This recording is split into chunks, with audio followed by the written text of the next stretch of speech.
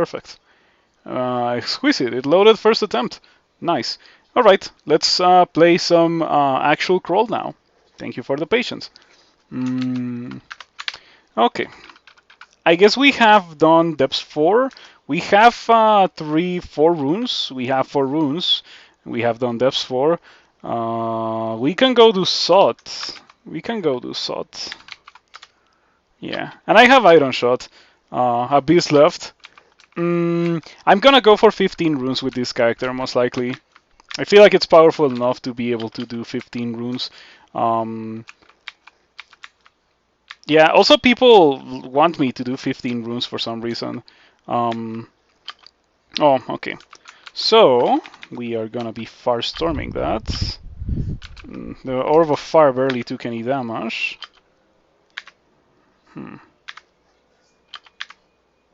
Okay, please get hit by an Iron Shot. Okay. That got kind of spicy. Took a lot of damage from that Orb of Fire. Unfortunate that there was an Orb of Fire right in the entrance to the depths, but there's not much to do about it. Hello, Gymstick. Oh, Gymstick. Don't I remember you from somewhere? No, okay. I confused it with someone else, but still, regardless, hello. Thank you for stopping by, and good to see you around. I hope that you enjoy today's character, because today's character is pretty sick. Yeah, it's a character that I already had in progress, but yeah, still pretty good character. Gonna Firestorm these guys. Yep. Alright. Iron Shot plus Majimbo is insane. You're gonna heal to full HP pretty much. You like some DCSS? Yeah, DCSS is pretty good. Pretty enjoyable game. I recommend it a lot all the time. Even people who arrive into the stream and always say, "Oh yeah, I used to play Crawl like a couple of years ago." I always incentivize them to, go back and give it another try. The game has changed quite a bit. And depending on what you liked on it, it might be something that you don't like anymore at all, or it might be like me, where the game has evolved and shedded away a lot of things that that like I didn't realize back then, but like now that I know for sure that if those things were re-implemented into the game, I wouldn't really like them. So yeah, I like the direction that the development of the game has been going for. That is not to say that I approve of every change in the game, of course, but it's only natural to disagree, that kind of thing. So far, this has been going extremely well, except for one small thing, and that is that I don't like my mana going so low every fight. But that's just what will happen when you are casting Iron Shot. I wonder why this Sot one has so much water. It definitely has a lot of water. Yeah, just take a look at all the water in this Sot one. No idea. I don't think I've ever seen one with so much water. Jeez, so many orbs of fire. Seeing more than one outside of Sot 5 is already like a lot of orbs of fire. Hopefully I'll be able to kill it before it reaches me. If it gets close to reaching me, like if it was to get to a tile like this one, I would have immediately left the level, because I wouldn't be able to survive getting like fireballed like to death by an orb of fire. This character only has 1 pip of fire resistance, so there's that. Not only that, but I also was bleeding myself a lot with Majimbo. Feels strange that an orb of fire dies to Firestorm. Firestorm kills everything. It's just that, will you have enough mana to kill the thing that you're trying to kill with Firestorm? For something like an Orb of Fire, more often than not, if you have full mana, the answer is going to be yes. But for something like Seravov, the answer can very frequently be no, because Seravov is significantly more robust than an Orb of Fire. I don't think I care about that. Yeah, I don't think I care about that. Or I also don't think I care about that Scroll of Enchant Armor, because I'm using the Hat of the Alchemist. As an Octopode, the Hat of the Alchemist fulfills all my needs. It gives me 1 pip of every resistance. Like, legit, the only source of resistances that I am wearing is the Hat of the Alchemist. And like these rings fire resistance and this ring's weakness to fire like cancel out. The willpower is nice on this ring, but I'm also wearing it because the willpower in that ring cancels out the willpower on this ring. So pretty much like the only source of resistances is literally the Heart of the Alchemist. If I need more willpower for some reason, I can take off this ring and go to -1 armor class, but I'm okay with that. I'm using this ring because 4 armor class, 6 intelligence, pretty good. Yeah, I like to do things like these when I like just wear a bunch of things to complement on, or like to that cancel each other out to end up with like the upsides of certain things. Does a -2 on the hat do anything? It does. It actually subtracts from my armor class. If I was not wearing it, I would have 5 armor class, but because I'm wearing the Hat of the Alchemist, I have 3 armor class. However, if I was not wearing the Hat of the Alchemist, I wouldn't have any resistances. All of these would be 0 instead of being 1, which would be very bad. So yeah, it does do a bit, but even if it subtracts from my armor class, it's not like I'm gonna have a lot of armor class being an Octopode. And like if I really want to have armor class, I can always cast a statue form, and now I have 35 armor class while still having all my resistances because the Hat of the Alchemist doesn't get melded. My rings do not get melded. Yeah, Octopode is pretty powerful. It gets to a point where Octopode is actually quite ridiculous. And I feel like, well, yeah, I don't feel, I know for sure that we are already at that point with this character, you know, and game Octopode. The point of Octopode is not getting powerful, is how long does it take you to get powerful, and will you be able to survive to the point where you're actually powerful enough to, you know, do this kind of ridiculous thing, have 59 intelligence and just run around firestorming everything. Firestorming everything. Yes, firestorming everything. I was not gonna firestorm that Draconian, but it disrespected me with the damnation, so I just went for the firestorms. Yeah, damnation is pretty bad, especially when you only have 171 HP. Can deal quite a lot of damage because it deals a maximum of 60 if it's the one that's like a fireball, and it deals a maximum of 45 if it's the one that's like smite. So yeah, that can very easily pile up, especially considering that it's like completely unpreventable in any way whatsoever. It will always deal damage to you. You cannot resist it, or you cannot protect yourself from it in any way other than killing the thing that is shooting you with it. Okay, Firestorm. Alright, Iron Shot. I wonder when's gonna be a good time to unwield Majimbo. I feel like we're getting close to that point because the Majimbo vampirism doesn't really work on like Tentacle Monstrosity, Shadow Dragons, Orbs of Fire, Cursed Toes. It won't work on Liches either. I feel like there's already a fair amount of dudes that we are seeing that are not vampiricable, and so Majimbo at that point is a straight up negative to my character. But anyway, I finished training the manual of dodging. It was a long time. Like I needed to do it for the longest time because I have a fair amount of dexterity. I'm an Octopode. I better train dodging, you know. And now that I have completed my manual, I have my 35 evasion. I think I'm just gonna go back to fighting, and I'm gonna train this to like 26.9 to avoid getting the title because I don't like the title. Yeah, for quite a while I was not using dodging with this character actually. Oh, I should probably not be resting in line of sight of a sod trap.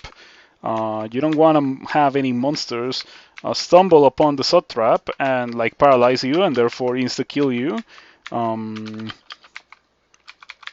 mm, mm, mm, Lost Souls and Bone Dragons. Okay, you know what? That boat looks like something where I should be wielding the Staff of Battle. Because none of these guys are vampiricable, and if they are not vampiricable, it means that the Majimbo staff just drains from my HP without giving me anything in return. Hi, what's new? You've been out of Crawl Scene for a while. Hello, Thai guy. Good to see you around, and thank you for stopping by. How new do you mean? because or how for a while do you mean? Because for like last week or so, it's been like only Mayfly towers, but they have already been removed because they were like just for April 1st, a few weeks. Um, yeah, it's been only that pretty much. I don't know if you know about the changes to dexterity, how shields and long blades and launchers scale with dexterity.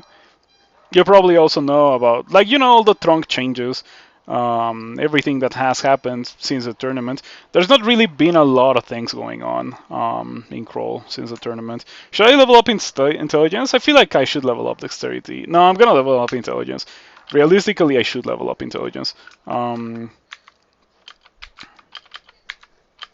okay, so for that Bone Dragon, I could have cast LRD. I just felt like there was no need to do so.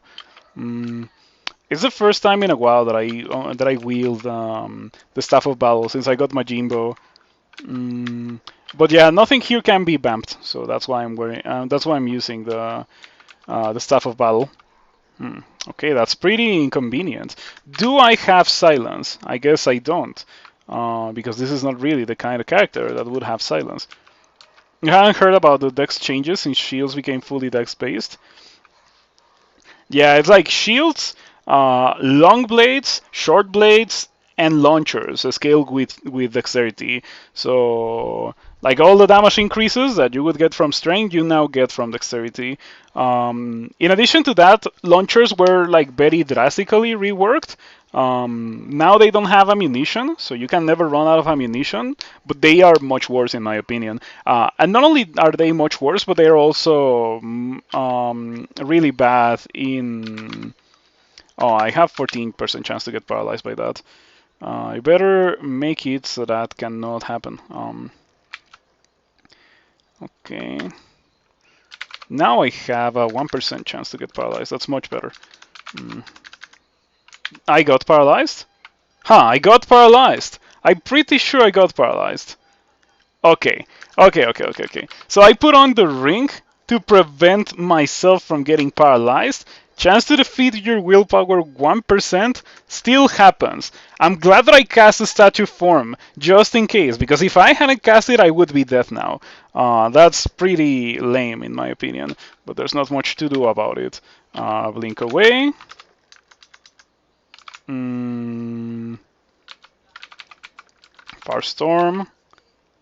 That feels good. It hits the two leeches, and that's like the only thing that I care about killing here. The two leeches.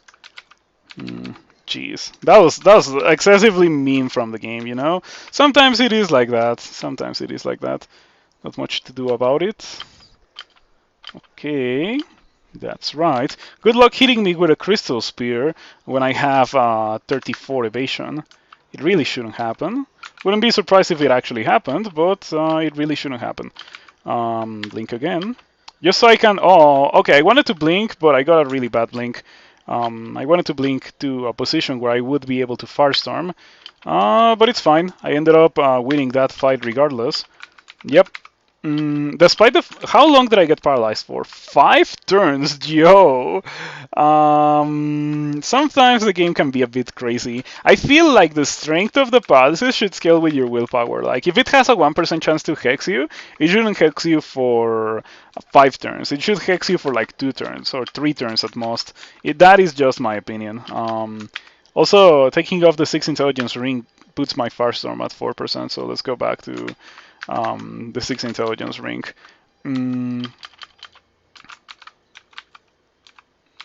Yeah, it is like that sometimes. There's not much to do about it.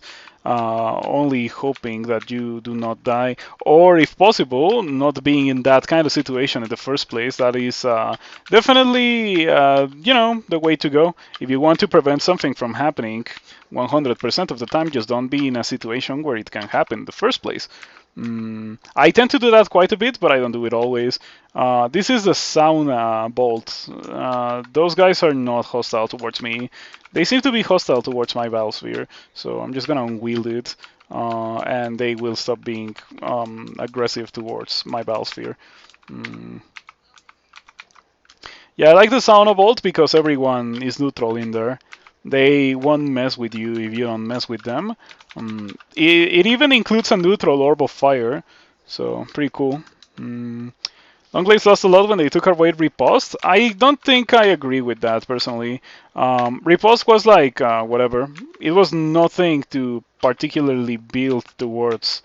Um, I prefer Longblades as they are right now. Like I feel like Longblades scaling with dexterity was a much more significant change for Longblades and for dexterity than Riposte ever was. In a sense, they are similar because Riposte incentivized you to, train or level up dexterity so you could dodge, so you could get ripostes. Um, but I like it a lot more as it is right now. Yeah.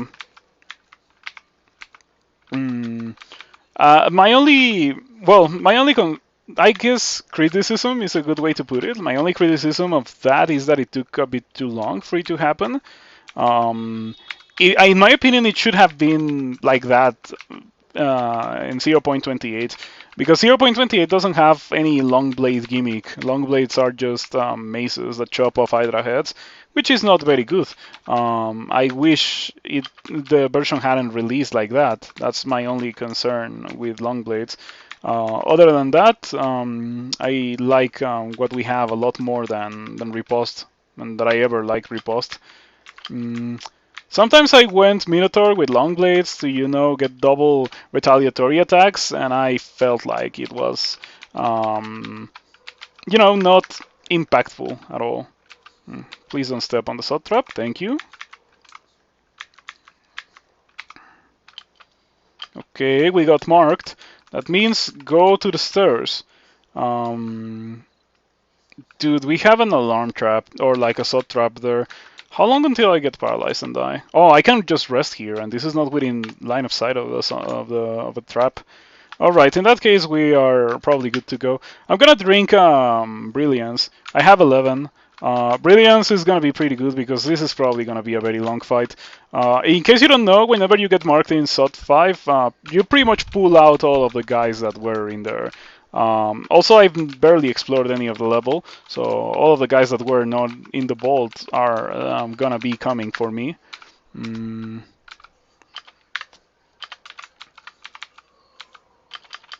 Okay, but I have Firestorm, so in fact, this character very much prefers fights where I have 17 monsters coming towards me at the same time. I feel like this character would have an easier time doing a cigarette than doing like Bolt 5, for example. And it sounds crazy, but I legit felt like that when I was doing Bolt 5, that I was gonna have an easier time doing a cigarette. Um,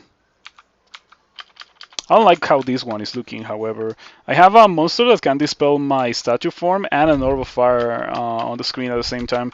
The Orb Guardian is not that much of a concern, thanks to my statue form. Even if it hits me, it's not gonna hit me really, really hard. It's only gonna hit me somewhat hard, but really, really hard, I doubt it. And yeah, I just killed it. Okay, severely damaged and full HP. Just gonna continue casting this. Majimbo healed me a bit there, which means that I hit something that I could bamp outside of the screen. Does Majimbo... Does Majimbo... Hold on. I think Brilliance may be halving the Majimbo HP cost. It probably is like that. Yeah, it's only draining me for 4 instead of draining me for the full 9, as it normally does. Okay, we won that fight without having to retreat. I was expecting more. I was expecting more from that, but we... Oh, there's another one. Okay, all right, all right, all right. In that case, I'm just gonna get in here.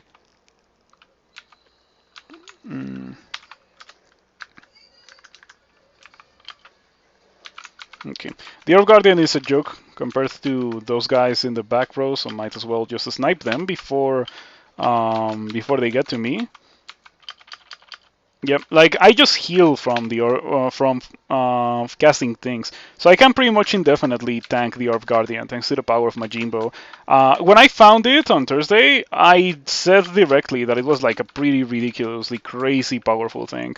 that I had no idea how it made it into the game, and like the game hasn't given me any reason to change my mind on that. But it probably is only like that. I probably only think like that because I have been using, Firestorm and refrigeration ignition, that kind of spell that is really really good with Majimbo.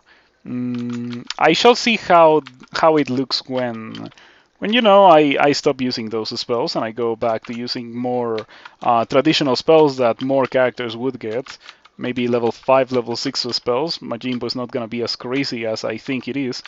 Um, so yet another fight that we win without a lot of complications. I got into this hole specifically so that only one monsters would be hitting me while I was still able to see like a couple of monsters, and most importantly hiding the sod trap, because you should never take a fight if you can see a sod trap, because that means that monsters can step on the sod trap and you can get paralyzed and you can get killed, or you get your mana drained. It's just a really bad thing to be fighting in the vicinity of. So yeah, that's something that I always take care about doing. So over the weekend, someone posted that thanks to me, they had won the game for the first time, and yeah, I'm glad to hear that. I'm always glad to hear that kind of positive feedback. It may not be the case for everyone, but I personally equate winning the game and understanding the game and like getting better at the game with enjoying the game more. So if you tell me, hey, you helped me win the game, that means to me, hey, you helped me enjoy the game more. And that's something that I always like. Yeah, I always want to hear from people being able to enjoy their game more, especially if I had a bit of a hand on causing that. So yeah, if you are watching or if you're watching the video on demand, person who made the post on Reddit, thank you for sharing it. Didn't really post it on the Reddit thread, but thank you for sharing. I appreciate that kind of thing a lot. Mm, it is part of the reason why I stream and why I want us to begin making content in the first place. I feel like I have mentioned it a fair amount, but I started making content because I didn't have much else to do, but also because I felt like I wanted to give back to the community, and like the easiest way for me to do that I could think of back in the day was to just share my expertise and like my experience with the game with newer players, to kind of show them the ropes or like explain my train of thought and just help them get better like that. And it very clearly has worked. So yeah. Oh, that's delightful. Twister. That hurts. So I'm gonna blink away from it. Hopefully I'll be able to not be within this vicinity. Um, I got hit by a purple draconian, so I'm gonna lose the statue form. Gonna recast it. Mystic Blast into Firestorm. Maybe I should drink invisibility because of the ghost moth. Do you see invisible? You don't see invisible. I'm pretty sure you're still gonna hit me regardless, because Quicksilver Bolt is a pretty disgusting ability with a lot of accuracy, a lot more than it should have in my opinion. But that went well so far. It's been going okay. Yep. Might want to unwield Majimbo in favor of the Staff of Battle. The Staff of Battle is Conjurations Enhancer. So my Firestorm deals way more damage. Look at that, 8 dice of 20. Iron Shot also deals a bit more damage, 9 dice of 13. Pretty good indeed. Of course, the Staff of Battle doesn't heal me, and it also doesn't give me 6 intelligence and 6 mana like Majimbo does. But I don't really care about that. Oh, also, funny thing, I hit an exploration trap that put me inside the bolt. It could have landed me in a really, really bad position, but fortunately it was not the case this time. So we are still alive and kicking. Okay, just gonna let these guys surround me. So I can irradiate them, or I can just ignition them right now. Oh, wait. This is actually the correct time to use Majimbo. Yeah. Let's take a look at how much I healed from a single cast of ignition. 58 HP. Majimbo is pretty crazy like that. I insist that it is an insane spell, an insane item to find. So I firestormed a single dude and it healed me for 31. Now take a look at this. I'm probably gonna heal to full HP in this next turn. It would be unlikely for me not to heal to full HP. I didn't. Only healed for 20, but it's good enough. Good enough for sure. Okay, going back to this. Firestorm the Lich, because the Lich is actually very dangerous to my character. I happen to not have a lot of willpower due to my current loadout. I only have one source of willpower, that being the hat of the alchemist, which barely gives me 3 pips of willpower. Barely. So that's not enough willpower to consistently resist things like leeches.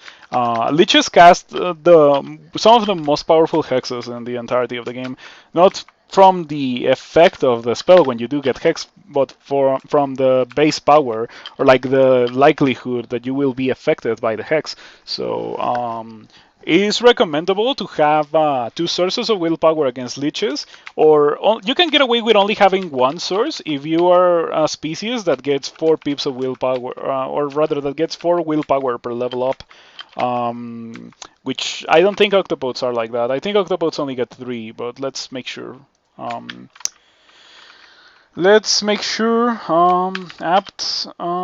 MR. Octopodes get 3? Yeah, octopodes get 3, which is the lowest. All species, well, most species get 3 per level up. Like things like Hillork and Minotaur get 3 per level up. Only some species get 4, like Ogre gets 4 per level up, Jinn gets 4. Demigod gets 4 for some reason. Some very privileged species get 5, which is Vinestalker, Naga, Mummy. And then cats and purple draconians get 6 per level up, which is crazy. Deep Dwarf also gets 6 per level up, but no one likes to play those. And Spriggan is the only one that gets 7 willpower per level up. Spriggan gets so much willpower per level up that after a certain point in the game, you actually don't really care about using willpower items, because your Spriggan natural willpower will be enough to make you be pretty much immune to hexes, which is pretty crazy. It's the only species that really gets a chance to do such a thing. Even species with 6 willpower per level up still probably are better off actually training for, or actually getting a bit of willpower from an item, just to be extra safe.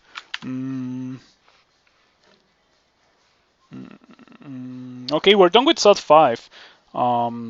I don't want to pick up the Orb and win the game. I want to go do Extended. Let's see if there's what spells we have. We have Polar Vortex right there. We have Shatter. They're surprisingly castable. Dude, Polar Vortex is at 38%. That just means that if I train Ice Magic to like 20, I should be able to cast it. I wonder if I should get Shatter first.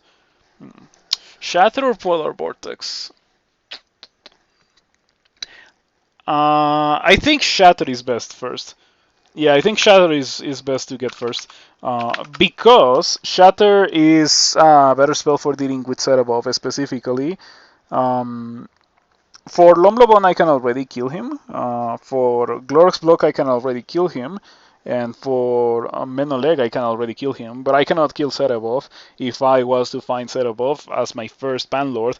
I feel like it's gonna be complicated.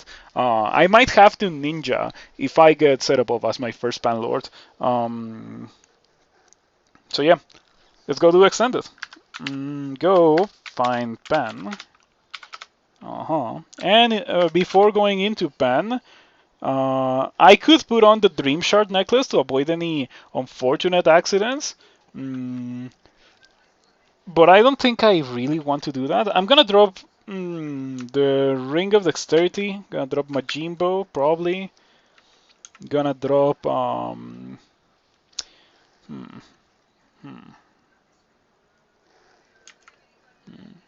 Gonna drop the Circ potions, definitely. Those can definitely go away.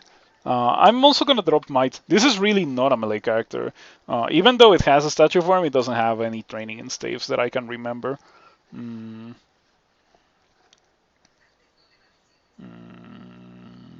yeah, I think that's all I want to drop. Yeah, zero melee skills. As you can see, my only offensive skill was a Slinks because in the early game I was planning to be a Slinks character because I got like a +10 hunting Slink.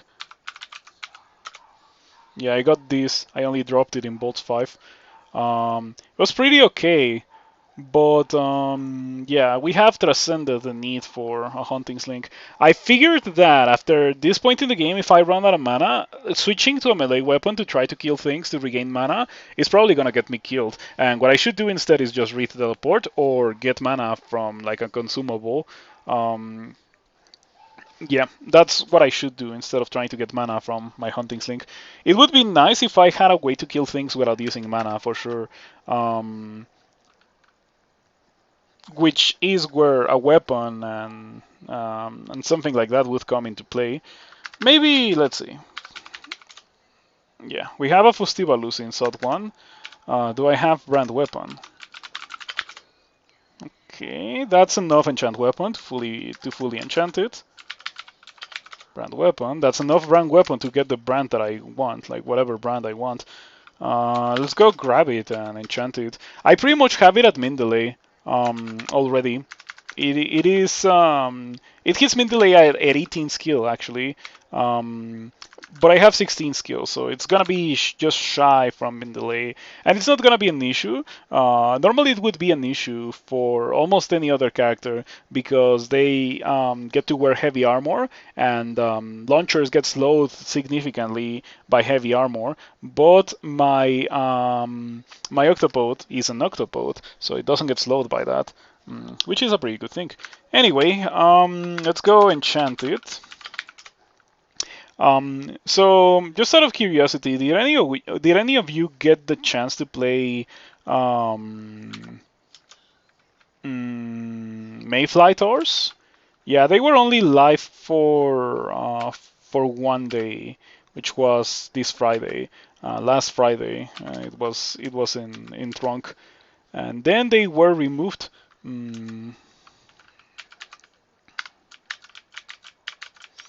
As for myself, well, I think that they are very difficult. At least they were very difficult to me. Took me quite a while to get going with a Mayfly Tower, and I didn't even get the chance to get a rune. So there was that as well. Didn't get a rune with a Mayfly Tower. I came really, really close to getting a rune, but like I wasn't able to. It is such a difficult playstyle. You have like no consumables, and you're constantly on the rush. You cannot get all the experience that the game has to provide. It is quite difficult indeed. Yeah. You only watch Crawl normally, so you didn't play it. I see. Yeah, as I have mentioned before, it's like people who it's like people who only watch Kaizo Mario like me. I only watch Kaizo Mario. Like I wouldn't play Kaizo Mario myself because I feel like I don't have the patience for very tight platforming. It's just not my thing. But it is definitely quite interesting to watch, especially if the streamer who streams that kind of content is like entertaining. Um, so yeah, I used to watch a lot of Kaizo Mario. I don't watch it that much anymore, but I still tune in every now and then. I'm pretty sure people are like that with Crawl as well. Anyway, let's go back to what we were doing before, which was going to. Hmm,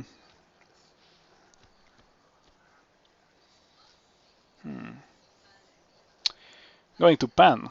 Yeah, going to Pan. With a fully enchanted Borpal Fustivalus. Mm, mm, yeah. Fortunately, I made it out of Sod without drinking potions of resistance, so I still have all 5 of them available for extended if the need arises. I did encounter a couple of orbs of fire, but they didn't force my potions of resistances. So it was pretty good. Alright. Alright. Pan. Now it's actually going to Pandemonium. I'm rethinking this. Base damage 10. Do I want Vorpal and a base damage 10 weapon? Ah, sure, whatever. It's not like I'm gonna be getting a lot. Not gonna be getting a better branch out of that. Did I drop my Jimbo? Because maybe I shouldn't have dropped my Jimbo. Oh, a Brimstone Fiend. Immediately upon entering Pandemonium, a Brimstone Fiend. Alright. The reason why I say that maybe I shouldn't have dropped my Jimbo is because even in Pandemonium there's still gonna be some dudes that are vampiricable. So I might want to switch to it and like cast something that just hits everyone to fully heal in some situation. But it's fine regardless. If I get out, I would definitely go out of my way to pick it up. I don't think I care about that. I want to get out of this level. This level seems to have Tsitsi Mime as normal spawns. I don't know if I want to get out that bad. Yeah, I think I want to postpone getting out through the abyss a bit more.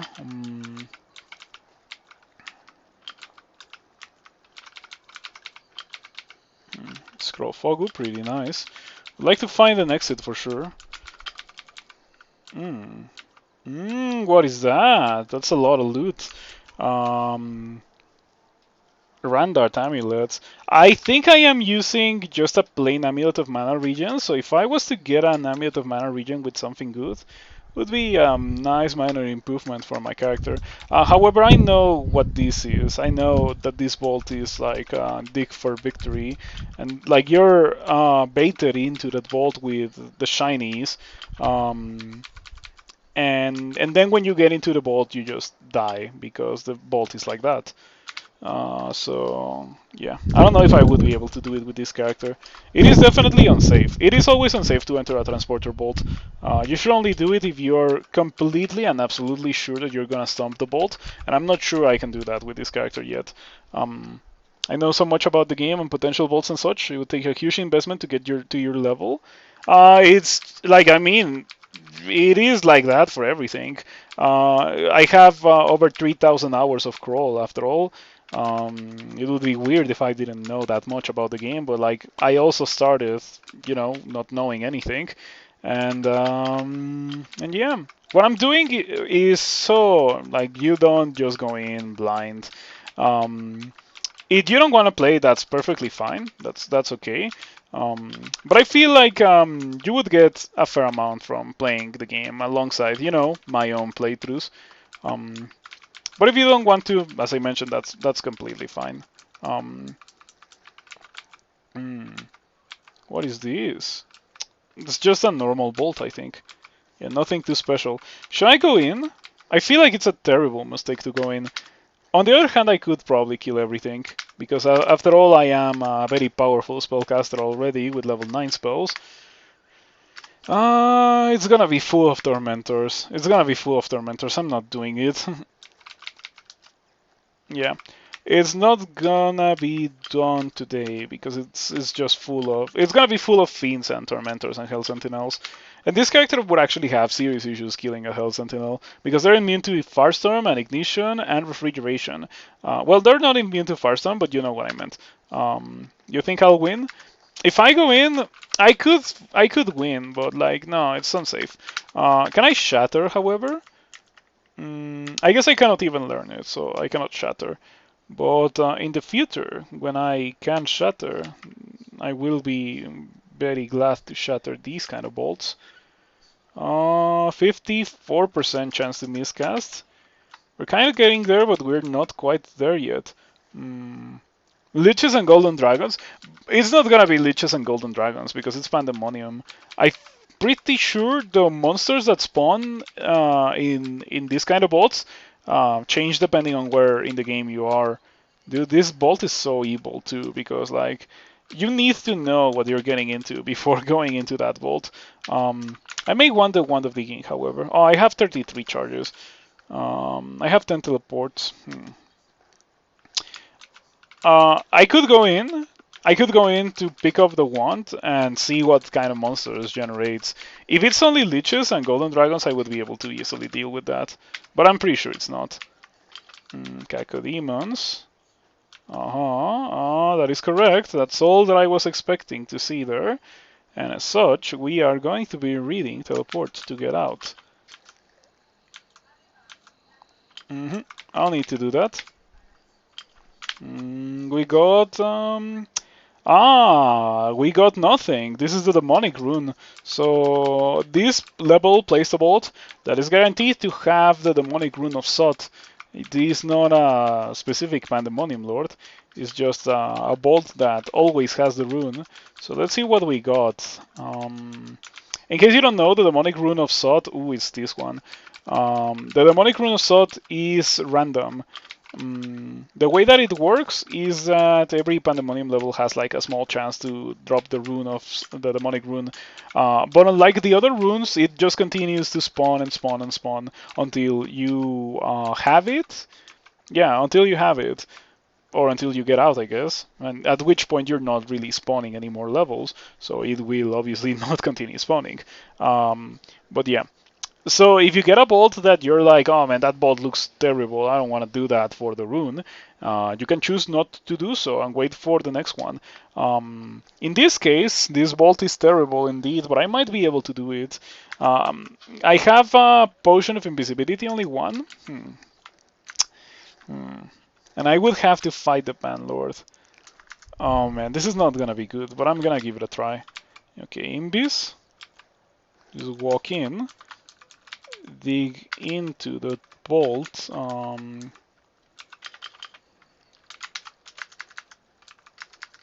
Okay, immediately tormented.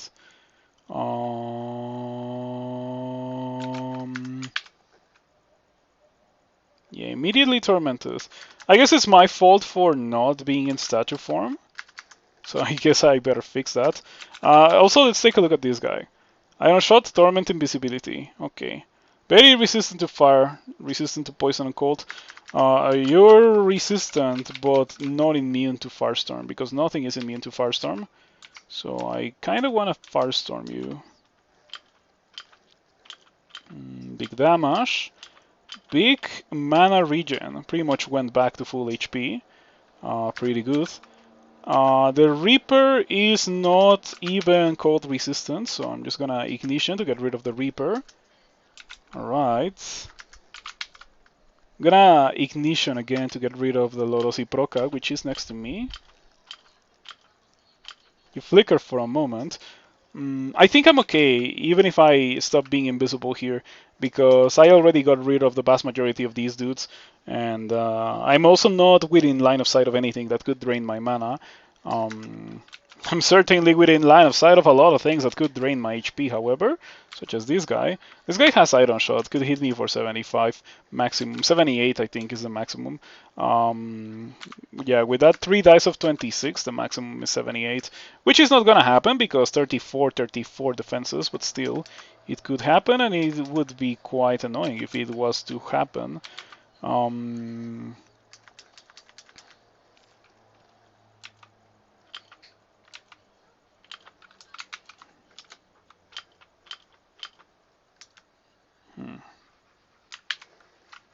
Double Torment. Okay, Double Torment is fine because it cannot kill me, and in fact it dealt very little damage there, so yeah.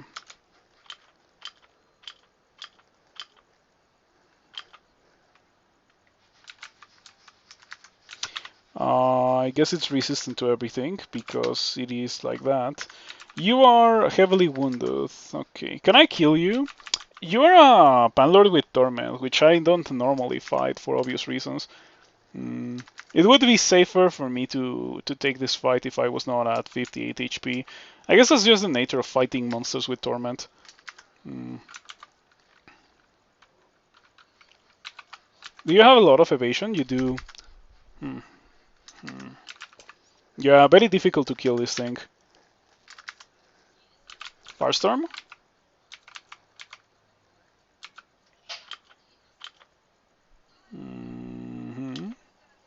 Wow, the Executioner is actually dealing damage to me. Only dealt 12 damage, but it's quite a lot. I kinda don't want to kill the Executioner because I'm pretty sure this guy won't shoot through the Executioner. And I'm like more afraid of the Iron Shot than I'm of the Executioner. So I'm just gonna do it again. Okay, get rid of the Panlord, get rid of the Executioner. And now walk away and regen all my HP. For this kind of situation, or I guess in general for extended, it's a really good idea to have some form of regen, which I don't have. And I say that it is a pretty good idea because Pandemonium is just a place where you're gonna be seeing a lot of Torment, and Torment just halves your HP. It means that you're gonna have to rest quite a bit after every fight pretty much, which is quite unpleasant sometimes. Okay, I think the rune is inside the Ghost Mod's Bolt. Yep. Wow, it's really difficult to get to ninja that rune. It's almost impossible to ninja it. Some Cacodemons. Okay. Ignition, just doing some work right here. I am at relatively low mana, so I'm just gonna regen my mana, because I have mana regen. I don't have normal regen. Apport the money, because why not? Push on a haste. Do I have anything that I want to buy? I guess I have the Stormbow, but like I'm not gonna be buying that. Could be a really good weapon, however. Oh, I didn't have to dig it out. I could have just opened the door. Well, that's rune number 5 right there. Alright.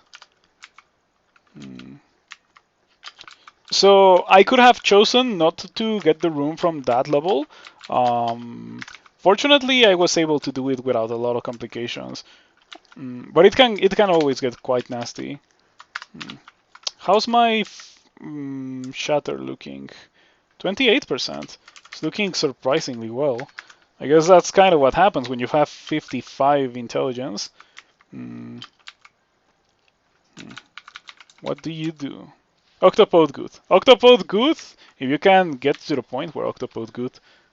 Oh, 9% chance to dodge the Staff of Battle with no training in the Staff of Battle. That means that it probably will never dodge Iron Shot. It is immune to fire, so trying to kill it with Firestorm is gonna take me forever. I could definitely do it, like get a couple of cheap shots in before it actually gets to a point where, or to a position where I can start Iron Shotting. And yeah, that definitely ended up working out in my favor. Sometimes there's Panlords that can be scary, but they just spawn in a situation where it's very easy for you to actually beat them before they get as scary as they could be. Sap is pretty bad. Sap is the reason for me to cast a statue form and switch to the Fustibalus. And yeah, okay, can't cast spells again. I'm just gonna cast Irradiate. Sap is pretty bad, you know. Ooh, that's a pretty good weapon. Pretty good weapon. I probably shouldn't do it because I have 11 strength.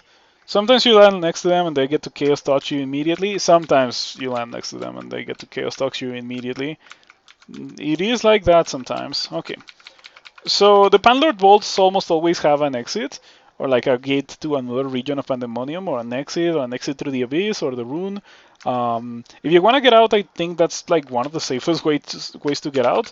Just killing the Panlord. I say safest, but what I actually meant is like fastest. And that room right there, I recognized as a Panlord bolt. So yeah, we are not gonna go in that direction.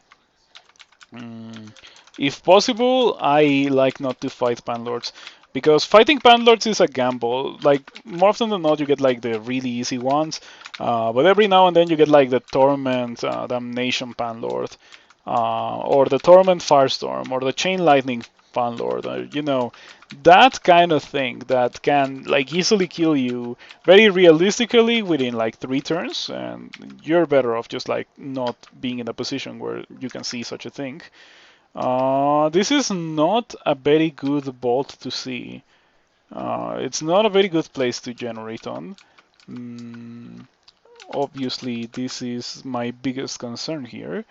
Mm, How's my shatter looking? 22%. It's getting very close to being castable.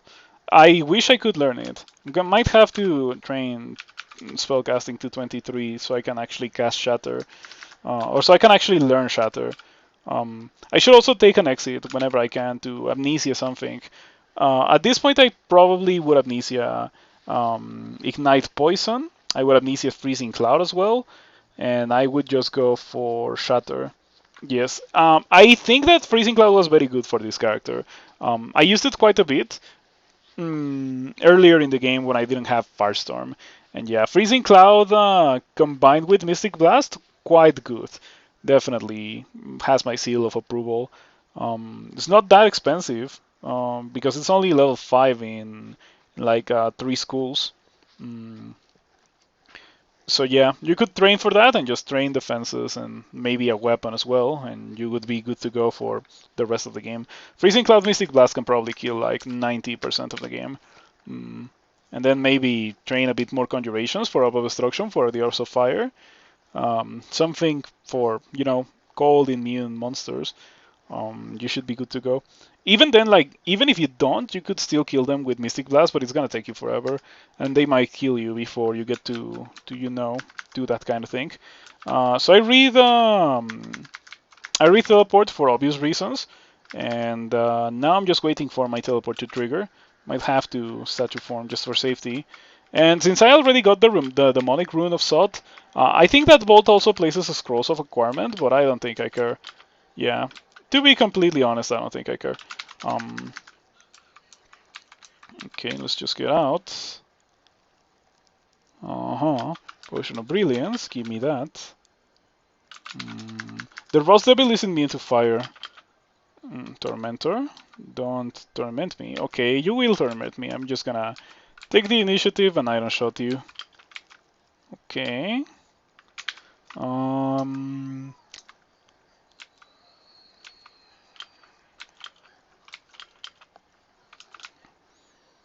Refrigeration. And again. You're immune to cold. Why are you immune to cold? Dang. I have to remember that the Black Suns are immune to cold. So yeah, kind of a nasty combination of monsters to see. Immune to cold, immune to fire, which means that I have to cast multiple different spells to deal with everything. I assume that immune to fire? Immune to fire. Okay, of course, immune to fire. Just gonna go for refrigeration. Then when the things that are immune die, I will switch to casting something else. One more. Alright. Iron Shot. I could also cast Mystic Blast Firestorm. Yeah, Mystic Blast, Firestorm. That gave me back a fair amount of mana, which I can then use here. That went very well. Also, do you remember the like summertime change that I was talking about a couple of weeks ago? It finally happened in Mexico, so I'm pretty sure that it appears that I started earlier, but no, it's just that the time finally changed in Mexico. And I guess I did start earlier, but you know what I mean. This is just my usual schedule.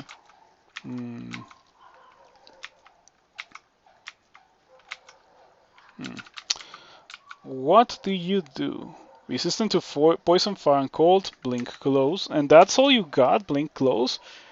Wow, you don't even have that much armor class. Okay, easy Panlord. Should really not be difficult at all.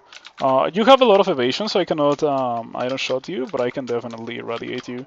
I can also push you away and then Firestorm you. Dude, Mystic Blast is so good. Such a powerful spell. It may not kill enemies directly, but like the utility that you get from Mystic Blast is close to priceless. That's how I would define it. Very difficult to push away monsters or to like get rid of monsters without hexing them and without killing them. And Mystic Blast lets you do that almost always. It can fail, of course, but it doesn't really fail that frequently if you have a lot of spell power on it.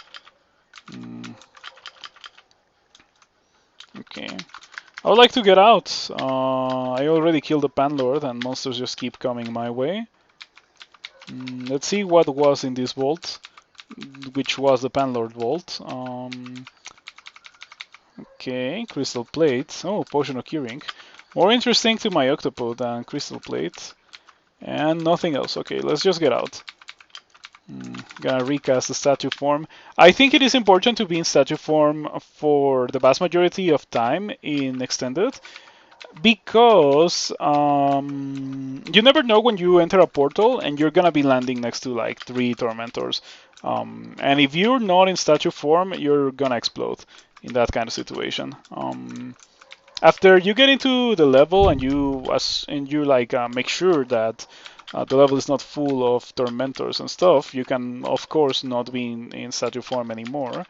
But yeah, very important to be in statue form for a bit. Ice Fiend. Okay. Got Tormented for 81. Blink away. Aha, pretty good blink. Does a slow speed of statue form ever become a problem? Definitely, it can be a big issue. You need to be extra scared or extra careful of effects that can slow you. Also, like for example, in a situation like this, I could get double damnated, and that would be pretty bad, which is not something that doesn't happen to you if you're not in statue form. But on the other hand, statue form offers me so much protection to torment alongside extra HP and of course armor classes and Octopode that I think it is a very important thing for me to have. Quite important indeed. Wonder if I should read teleport, however. Oh, pretty good blink right there. Fantastic blink. I'm pretty sure that didn't kill the Fiend. I'm just gonna do it again. And now I would be very surprised if the Fiend wasn't dead. Okay. Fortunately, it seems that I indeed killed the Fiend by doing that. I don't like this level, because it seems that Hellions are a normal spawn in this level. In case you don't know, you can realize the spawns that a Pandemonium level has just like by seeing what monsters you encounter. Sometimes there's levels with a lot of Necrosec and a lot of Hellions, like this one, and you need to get out of those levels pretty much as soon as possible for obvious reasons.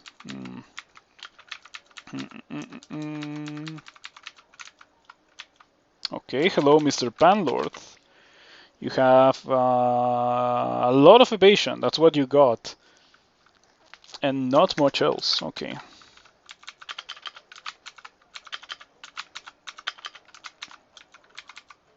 Gonna run out of mana here.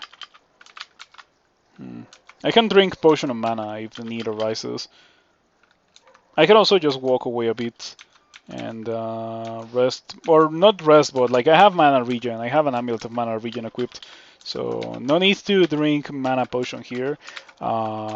Fortunately, I was able to kill the guy without a lot of complications. But it could have gotten scary if I had been fighting more monsters at the same time. Definitely could have been quite bad. Alright, next level we go. Still no name Panlords. I guess the game is just giving me the chance to actually learn Shatter. Shatter is gonna be a huge part in killing Cerebov, specifically for Cerebov, because Cerebov doesn't fly, so you can drink Haste and Shatter and Brilliance and just Shatter like 17 times and kill Cerebov like that. That's my preferred way of dealing with Cerebov.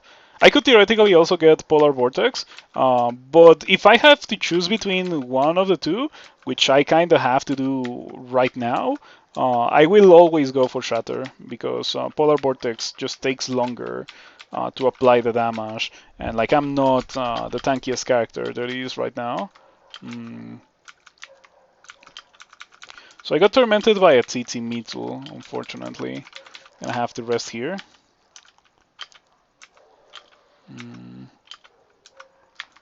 Okay, hello Reaper, goodbye Reaper. Found a potion of mana, very nice find. Still haven't found the exit. I think I found the Panlord Bolt right here. This might be the Panlord Bolt, but I'm not sure about that. Regardless, I want to stay away from it for obvious reasons.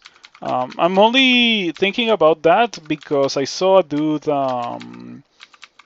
I saw TT Metal come out of it, and like TT Mime are not normal spawns. They only like generate close to the bolt, or as part of the bolt. So yeah.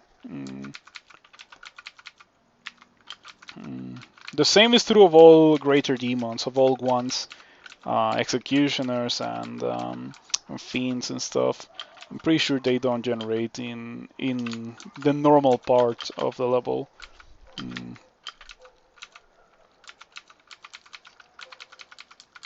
Wow, this level has had so many heal wounds. Not a lot of exits, however. I would like to see an exit.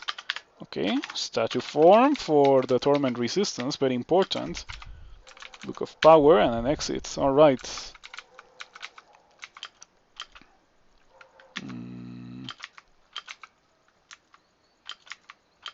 Okay, this level has Cacodemons. Cacodemons can malmutate you, so if you see them, you should also try to get out of the level as soon as possible. Unless it is Menelex level. You can also skip Menelex level if you really don't want the rune, but I feel like most people who go into Extended are going into Extended to get all the runes. Okay, I'm pretty sure that's a Pandemonium Lord Vault. Pretty sure. Oh, hello. It's not that hard. Doesn't have a lot of evasion.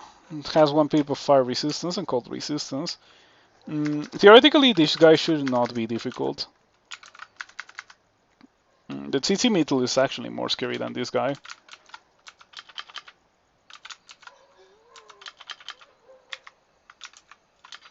Okay, we got rid of the Panlord. Looking pretty good. Alright.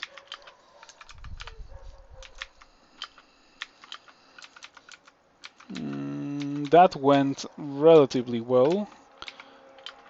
I don't think I even need to fight those guys. I can just get out. Let's see what we got here. Menoleg, okay.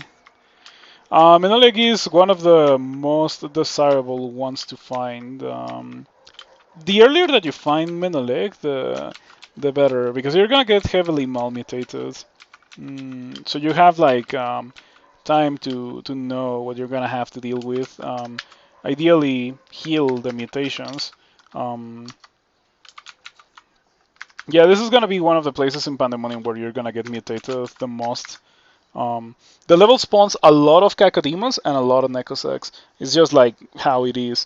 Menoleg also has summon eyeballs, which can summon a shining eye, which can malmutate you. Menoleg also has a mutation melee attack, which is crazy.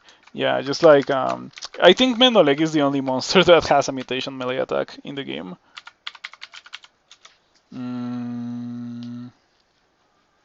Yeah, Tentacle Slap for 35 damage to cause mutations. It's the only attack in the game that I can think of that can mutate you, which is obviously not desirable. Ideally, it should not be a big issue, but it certainly could be. I already got malmutated with a mutation that I don't want to have, which is the -2 intelligence, for obvious reasons. So I'm just gonna have to get rid of it soon. Okay. As long as I don't get like minus a scroll or frail, we should be okay. There's very few mutations that are actually like super duper bad. Most of them you can deal with them. They're like a negative, but they're like a tiny negative compared to the massive negatives of things like minus a scroll.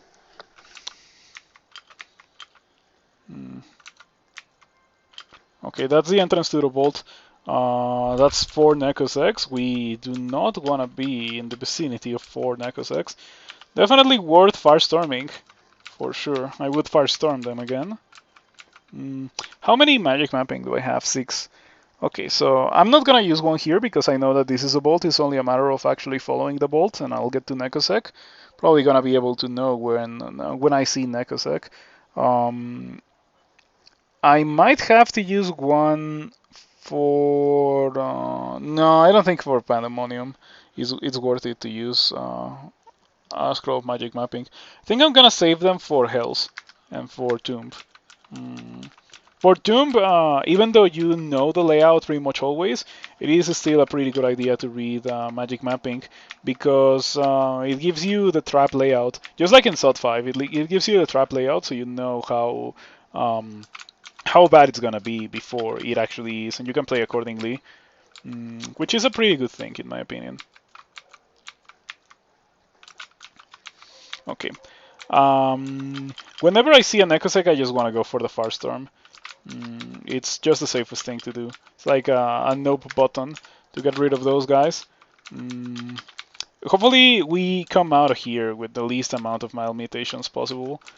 Okay. I would like to rest to full HP, but it may not be possible. Or when I say full HP, I mean full mana. Yeah, because I'm pretty sure we're getting really close to where Menoleg is. Unfortunately, whenever we Firestorm, we aggravate a lot of monsters. So I think the only way to do that is to walk away.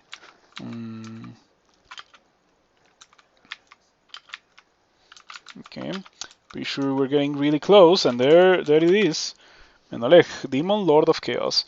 Menoleg has a lot of evasion and hits really hard. Menoleg also has Malin Gateway, and as I mentioned, summon eyeballs, summon horrible things. Menoleg is fire resistant. The safest thing to do right now is probably to drink Brilliance and just mash the Firestorm button. And so I shall do exactly that. Well, I accidentally cast Iron Shot there. While Menoleg has dudes in front, Menoleg won't be able to hit me with the mutation melee attack because it's not from a distance. But I'm pretty sure Menoleg has a ranged attack. No, not anymore. Pretty sure Menoleg used to have one of those. Maybe I'm thinking of a different Hell Lord, Pan Lord. Okay. Malin Gateway. As long as I stay away from Menoleg, we're okay. Might have to blink away from the Eldritch Tentacle. Because Chaos Melee, well, you already saw what happens with Chaos Melee in this run. I got hit by Chaos and I got vanished. Fortunately, I didn't die to it, but yeah. Did it happen this run or did it happen with the Mayfly Tor? I think it happened with the Mayfly Tor. Okay, hello Eldritch Tentacle. I already killed your summoner. You don't have to fight me. I don't have to fight you. You don't have to fight me. Still gonna Iron Shot you. Yeah, just to speed up the process. Okay. Now that we got rid of Menoleg, we can grab the Glowing Rune of Sot, and now I have 6 out of 15. Still haven't found the exit, however, so unfortunately I need to continue being in this level, which is a pretty bad level to be in.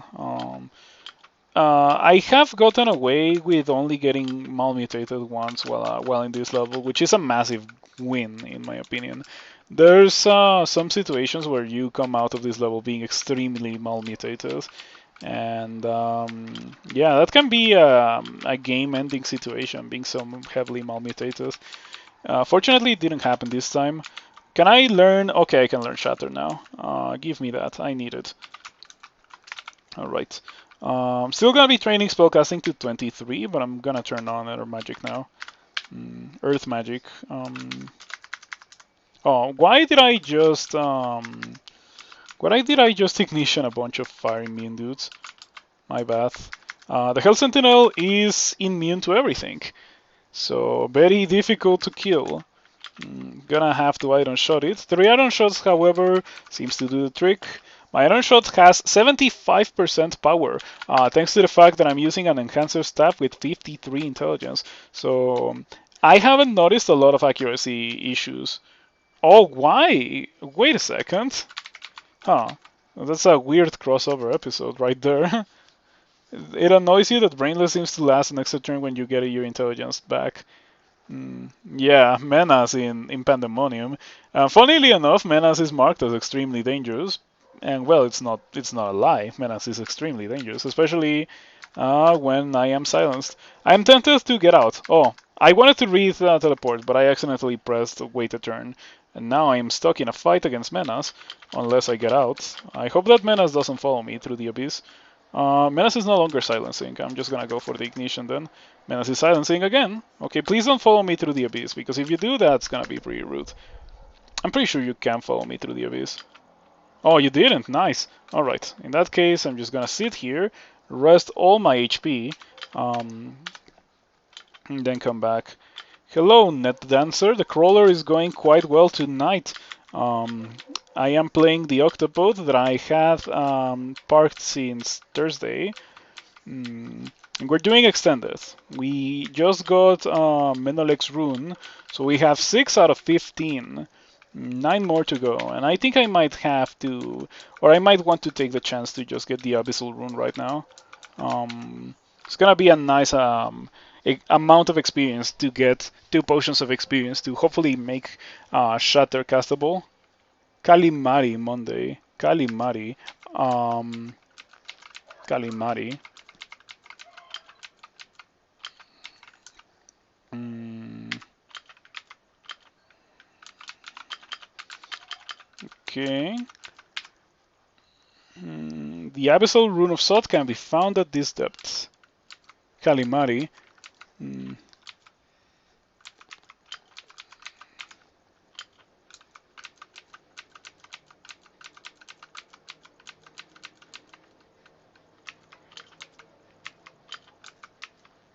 yeah, I guess it is indeed Squid Monday. Okay, I wanted to get the room, but the game gave me an exit. I'm just gonna take that.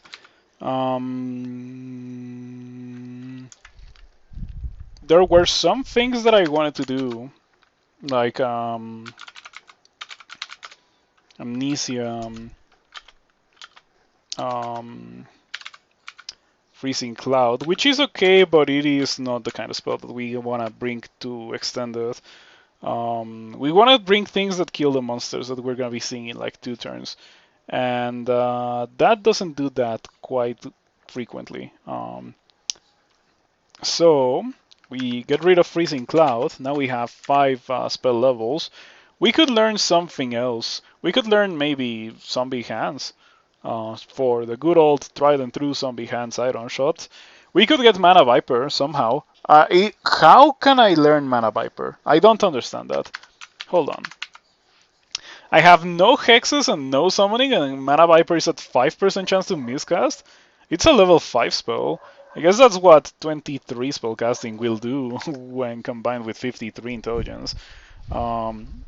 Because Behemoth doesn't enhance Mana Viper, doesn't make it easier for you to cast it. So it's just my intelligence and my spell casting skill, casting Mana Viper. And Mana Viper might be an okay spell. It is pretty good against some monsters, like leeches, for example. Mana Viper destroys leeches because it pretty much makes them unable to cast. Um,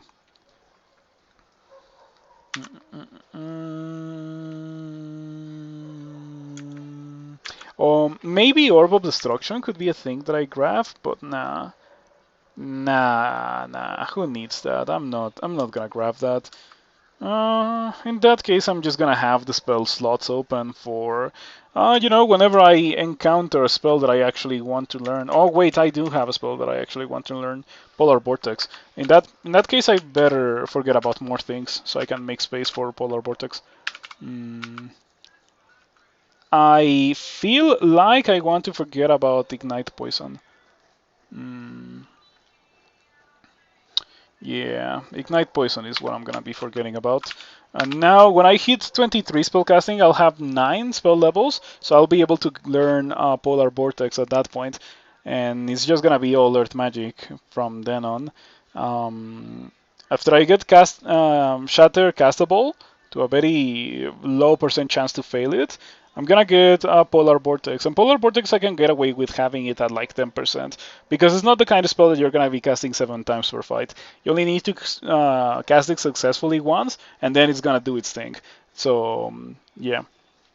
Of course, I would still like to have it at a low percent chance to fail, but it's also not the kind of spell where it's like crucial for you to cast it immediately. Like more often than not, you can probably miscast it once and still be okay in any given fight.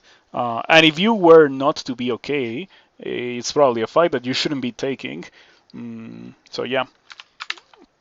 Let's go back to Pan.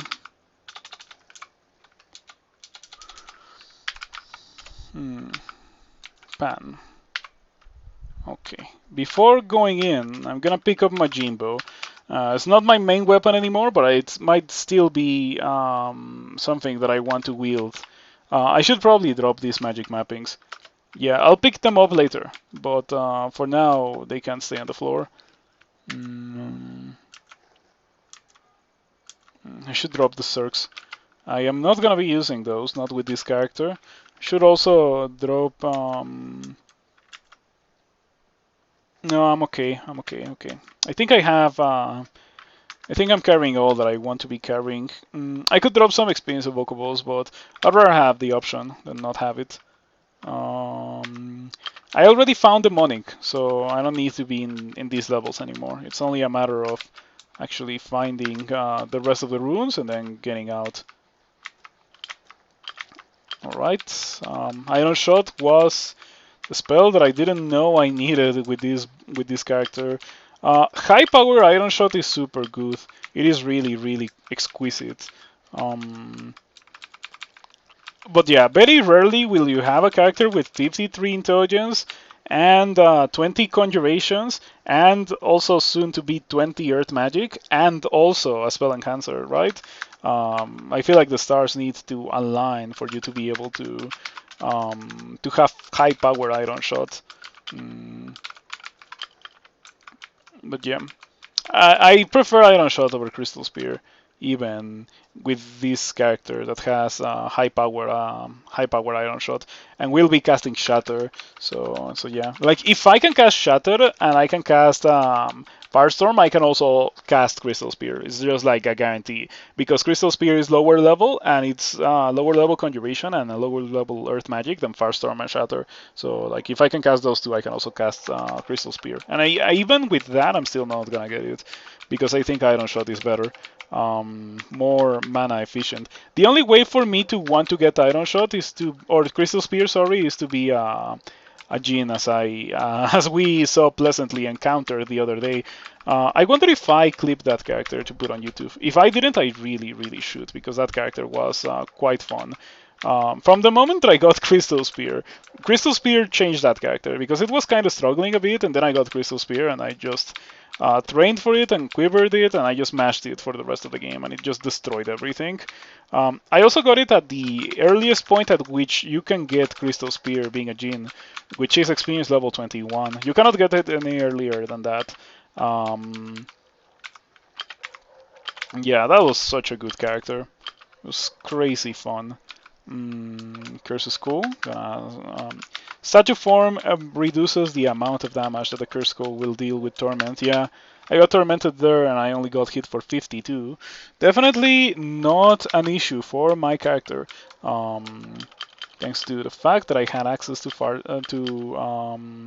sorry, not Farstorm. Had access to statue form. I guess Farstorm also helps a bit. But for Curse Skulls, the best thing to be doing against them is to shatter them, for sure. Shatter guarantees that you will destroy them in like 1 or 2 casts because they are monsters that are especially affected by Shatter. Good evening, Calico Meter. Good to see you around, and thank you for stopping by. We just saw Glork's block. I am going to be casting Farstorms in the hopes that I can actually get a bit of damage on Glork's block before actually starting the fight. Because Farstorm hits monsters that are outside of your line of sight. So it is kind of cheap like that. I feel like I would rather rest my mana completely now. Got a rare miscast of Firestorm there. So Firestorm is at 2%, and I got a miscast. Mm, my Shatter is already at 10%. I am gonna train this to 20, and we should be able to just cast Shatter then.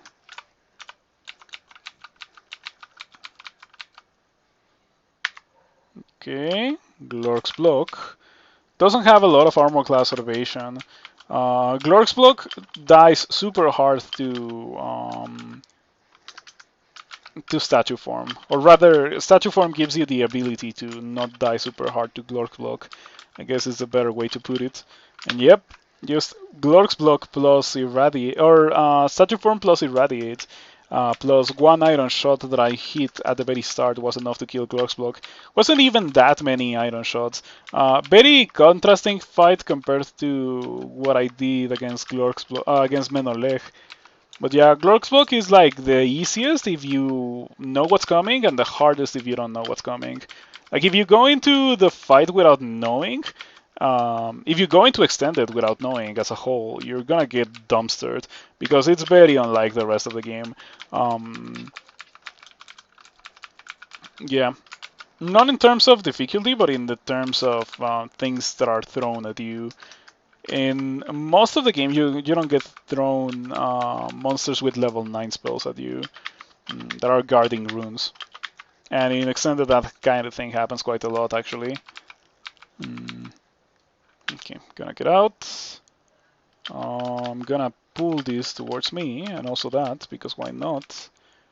Ring of Protection. I don't think I care about that Ring of Protection.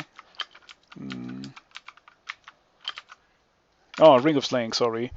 Alright, I'll carry it because I'm an Octopode. But I am not using a Ring of Slaying that I had access to earlier.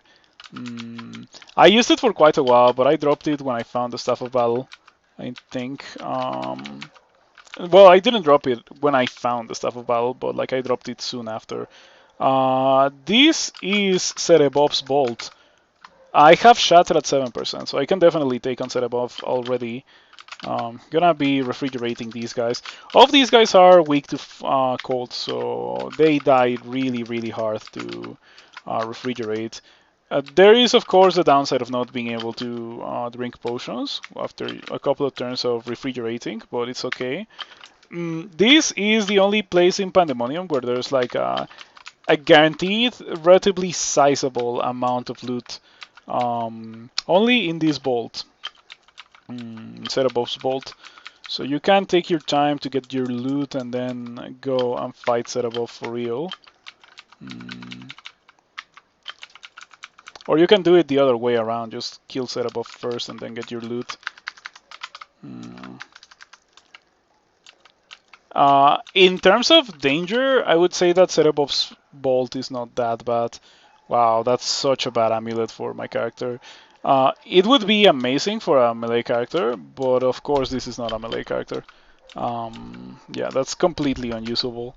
I'm gonna drop it. It was so close to being great because it even has regen, but it has minus cast, and minus cast is pretty good at making some things completely unusable.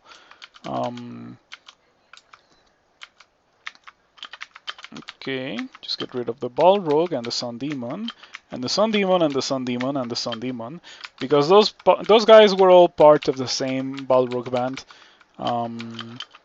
Freety and Balrogs. We can just refrigerate all of those guys because they happen to share the same weakness. Most of the monsters here, I tell you, are weak to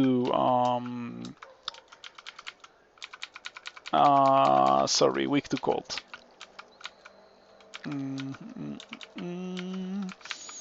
All right.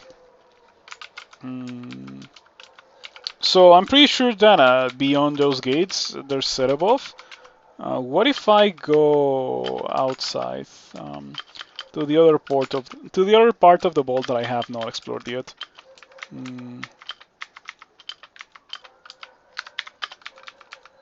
Oh, never mind. It's just like the level.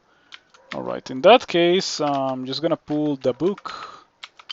Yeah, that's a book that I have already obtained. Close the door.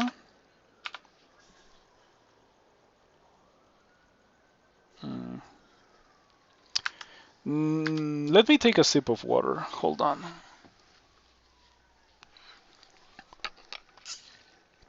Mm.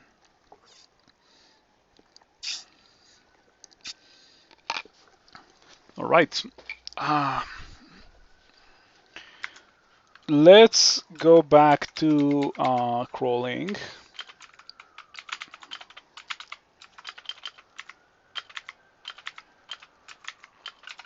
Mm.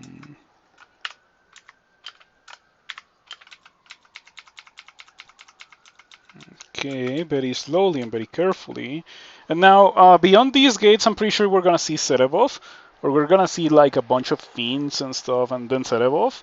I think because of that, it might not be a terrible idea to statue form, haste, and the brilliance, and then we go in, and there he is, Serebov.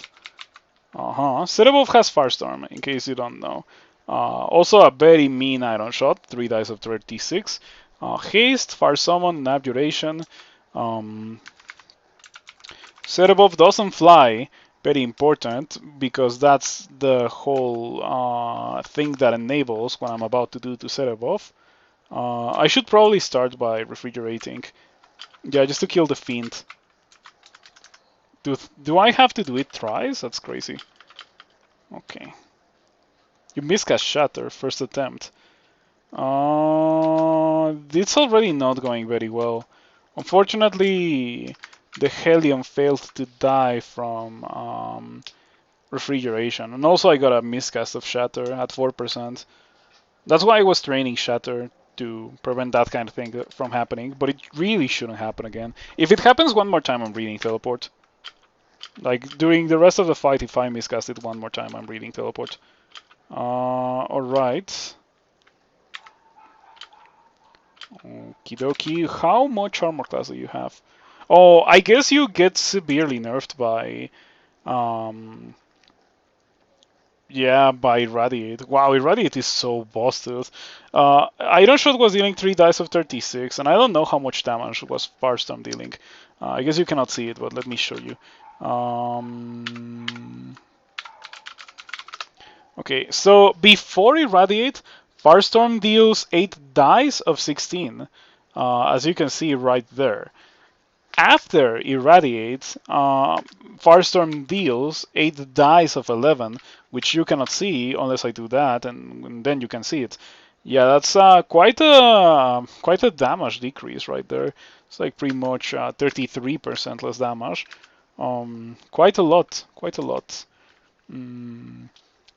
I don't have any fire resistance, I just realized, because I got affected by the weakness to fire from the sword, which is a really bad thing, because now I will be taking 8 dice of 11 with nothing to protect me from that. I sure wish I had the Dream Shard necklace equipped, because I think this is not going very well. I think I can... the issue is the minus potion as well. I think this can end very poorly, very fast, if I don't do something about it, like this turn. Um,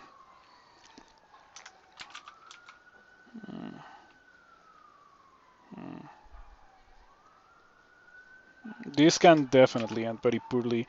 I should have drank resistance as well. I forgot about that. But that was a part of the things that I needed for sure, 100%. Resistance will give me 1 pip of fire resistance and therefore keep me in the fight, like keep me not terrified for my life. I'm gonna be drinking or using blinking. Blink to this tile that Serabov cannot see. Thanks to Shatter, this tile was opened. Gonna stall out the minus potion. Read Fogum. Blink away. Blink away with the evocable. Aha. You're not helping me stall out the minus potion because I kind of want to refrigerate you all. Regardless, I'm safe from Serabov in this particular position because Serabov cannot fly, so Serabov cannot traverse the lava. It's a very funny thing that the dude is surrounded by lava in his castle and he cannot go through the lava.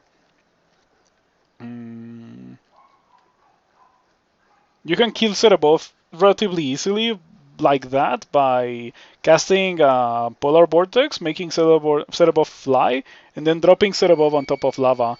I've killed set above like that before. You haven't gone with a spellcaster yet, but you got a bunch of good Djinns and Draconian Bronze that want 2 runes. It seems to me like you're about to do it, yeah. Have you tried Ogres? You wanna kill him with stones now? Set him up with stones. I don't think you can do that. I think that might be too complicated. Mm. Mm. Yeah, Serapov has a lot of HP and a lot of armor class. You have tried Loggers, would you like it a lot? Would you enjoy the game twist with Draconian Djinn? Does he always drop a sword? Yes, Serapov always drops the sword of Serapov, which, in my opinion, it should be buffed. So it's actually like, wow, I get to kill Serapov and use the sword of Serapov. Like, it should legit be optimal to use that thing if you're using swords. It's late enough in the game that it should be like the pinnacle instead of just like whatever item that you pick up and never use. It should have like a cool active and deal a ton of damage. Just like be the best weapon that you could find if you're a swords user. Um, I feel like Extended should break the rules of the game like that. Someone killed Serapov with a +0 anti-magic mace. That sounds extremely painful. I kind of believe it. With enough might and acid on Serapov, maybe Radiate as well, it is definitely doable, but painful nonetheless.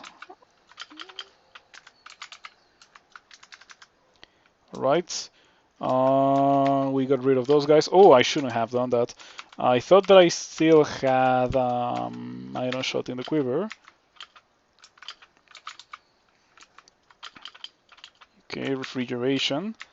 So I'm just gonna wait out the minus potion until before jumping back into the fray. Oh, there it is. Okay, minus potion is gone. Let's drink resistance. Okay, bring it on, set above. I should also drink flight, so I can fly over. I'm not hasted anymore, but I think it should be okay. Oh, I don't have brilliance anymore. Okay, let me refresh my brilliance. Okay, set above. Hasted set above. Good amulet. I'm gonna be putting that on. Actually, the corrosion is like whatever, and 2 intelligence and 5 dexterity is significant. So it's like, does the 2 intelligence and 5 dexterity compensate for the corrosion? And for my character, I would say that it is that way. I would say that it does compensate. Okay. Wow. During that fight, I went from 4% shatter to 3% shatter. Let's quiver that again. Iron Shot hits me for 67. Quite painful indeed. Cerebobis is almost dead. Cerebobis is still almost dead. You kill Cerebov. Alright. Uh-huh. That's why I always like to get Shatter. Let me get my trophy as well. Let me go back to quivering Iron Shot. And now that I killed Cerebov, I should just be able to grab my rune and get out. The warning for hitting a Battlesphere is super annoying. I wish it wasn't the case that it just gave you a message for hurting the Battlesphere. Yep, it's just a quality of life thing, you know? Because hurting the Battlesphere doesn't matter because you are gonna get a new Battlesphere anyway in like the next turn if you're wielding the Staff of Battle. So it really shouldn't warn you. That's a pretty respectable amulet.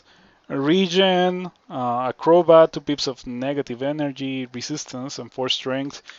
If I put it on, I am significantly more resistant to Torment than I am now. So definitely worth considering. On the other hand, I just got an Amulet of Mana Regen, and I like the Mana Regen a bit more because my character is a character that can take advantage of Mana Regen much better than it can take advantage of normal Regen. I wish I could have the 2 of them. Definitely, I would replace my current amulet with an amulet that gives me the 2 of those properties. But I haven't found such an item yet. Something to keep in mind for when I do find that item, if it ever happens. Uh-huh. Mm, Alright, let's find the exit here. Exit through the horrors of the abyss. I am missing one more rune. Yeah, the magical rune of Sod. So I cannot take the exit through the horrors of the abyss yet. I still have one more item slot, so if I find something interesting in the abyss, I can still pick it up. Getting marked in Pandemonium is pretty bad. Okay, just gonna cast the statue form because Executioner is actually pretty scary if you have 3 armor class. I think I picked up the amulet, but I never put it on. Ooh, I got hit by a firestorm from this Panlord. Funnily enough, this guy's not resistant to fire itself, so I can just firestorm it back.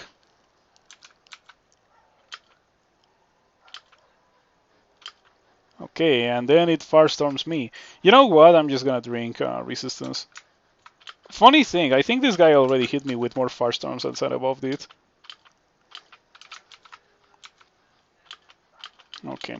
Unlike Set Above, however, that guy didn't have prodigious amounts of HP, so it was very easy to kill it with 3 firestorms, which wouldn't have been possible against Set Above.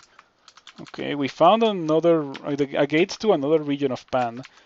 Before I go in, however, let me put on that amulet. Oh, I did put it on. Hold on. I did put it on. Sorry, my bad. Wow, I have 39 evasion. That feels like so much. I have to say that I've been liking this character quite a lot. It is just an endgame Octopode. They always get ridiculously strong.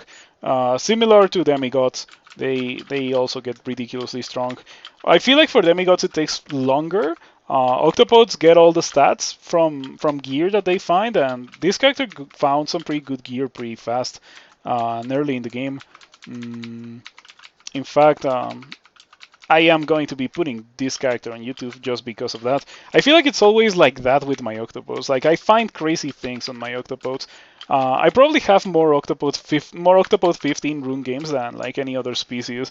Because Octopodes like get so powerful towards the end.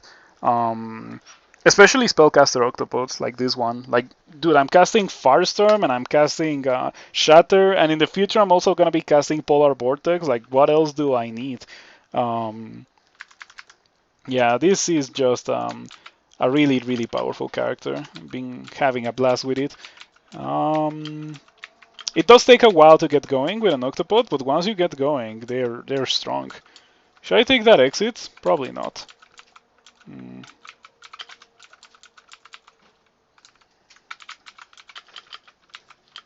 Okay, Cacodemon just dies.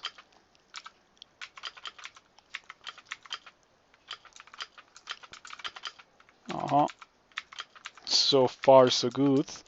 I would just like to find an exit before I find the Panlord. And with the way this is going, I wouldn't be surprised if I found the Panlord soonish. There it is, the Panlord. Okay, Quicksilver Bolt, Poisonous Cloud, slow. Gonna be casting Firestorm of the amount here. Yep, 2 Firestorms. Was more than enough to finish the job. Okay, the rune, or not the rune, sorry, the exit should be here. Yep, that's the exit.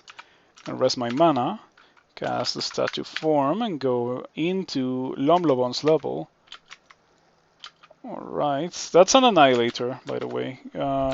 The only reason why I didn't drop the File Floods is because of this level. This level can place Annihilators and Draconian Annihilators. Well, I say Annihilators, I mean Deep Elf Annihilators, but it can also place Draconian Annihilators. It also places Leeches, but Leeches are not affected by Waterlock, so there's that. Still good for the Annihilators and Draconian Annihilators. They are something to be respected when you first see them in the game, and they just stay like that for the entirety of the game because of their damage output. 3 dice of 34 Crystal Spear may not be the most damaging Crystal Spears that you have seen in the game by this point, but they're still they still pack a punch, you know. Just better to not be hit by one of those. So let's just go in here. Is this the bolt where Lomlobon is? If it's the bolt, it's a very short bolt, but I don't think it is. Okay, 20 Earth Magic. Time to train some Ice Magic so I can get Polar Vortex. Did I already learn Polar Vortex? I have not. Okay, let's just do that right now. Funnily enough, casting Polar Vortex and casting Shatter anti-synergize. Well, it's not like Shatter reduces the damage that Polar Vortex does, but it's the other way around. Polar Vortex does reduce the damage, Shatter does. So it is less effective to cast Polar Vortex and then Shatter. If you want to spam Shatter, you're probably better off not casting Polar Vortex. Polar Vortex is probably best reserved for when you're done spamming Shatter and you still have enemies. And you have like not a lot of mana left, so you can just cast the Polar Vortex and hope that kills. That's how I would go at it. If you're concerned for your safety, maybe you could cast Polar Vortex first before starting to Shatter, but I still think it's not such a very good idea. I don't know if it actually increases the amount of damage that the monster takes compared to just shattering without giving the monsters flight, because that's what happens with Polar Vortex. That it gives monsters flight, and so they take less damage from shatter. Anyway, we got Lomlobon here. We should be able to deal with Lomlobon without a lot of complications. What I'm going to be doing is, of course, drinking Resistance. Start to form. Since I have only 28 mana, I'm gonna be drinking Brilliance as well. Sometimes Lomlobon is the most difficult one out of all of them. Sometimes Lomlobon is the least difficult one. We shall see how this goes today. I'm about to get hit by the Polar Vortex that Lomlobon has, so that's gonna move me from my current position. Not much to do about that. Yep. Okay. Lomlobon has Glaciate and has Polar Vortex. It is a pretty dangerous monster because of that. Like it has a level 9 that deals damage over time and the level 9 that just deals burst damage. I guess Glaciate is no longer a player spell, but I guess at this point it's already not been in the game for long enough for people to not know that that was a player castable spell once upon a time. It was a Conjuration's Ice spell that, well, just did exactly what Lomlobon's version does. Just hits everything in like a huge cone for a lot of cold damage that strongly bypasses resistance. Kind of like Firestorm. Okay, we picked up the magical rune of Sot, so that's all that we came into Pandemonium for. All that's left for me to do as an Octopode is to find the exit and go to Hells. Or I guess get to the exit and go to the Abyss. That hat is an insult compared to the hat of the Alchemist. Like really, there's no way the game can generate a hat that's better than the hat of the Alchemist for my current character. It is like impossible, actually impossible. I am going to be picking up the gold because the rest of the items were extremely disappointing. The Staff of Fire could be okay, but nah. It was called Ice Storm. Ice Storm was a different spell. Ice Storm was like Firestorm, but was not smite targeted. So you could cast Ice Storm and hit an invisible monster in front of you and kill yourself with it. Yeah, Ice Storm was like that originally, like Firestorm, but not smite targeted, and then it got replaced by Glaciate, and then Glaciate got replaced by Absolute Zero, and then Absolute Zero got replaced by Polar Vortex. It's been a whole evolution of Ice Magic level 9 spells. I think Polar Vortex will just stay forever, personally. Also, hello, Prince Cosmo. Good to see you around, and thank you for stopping by.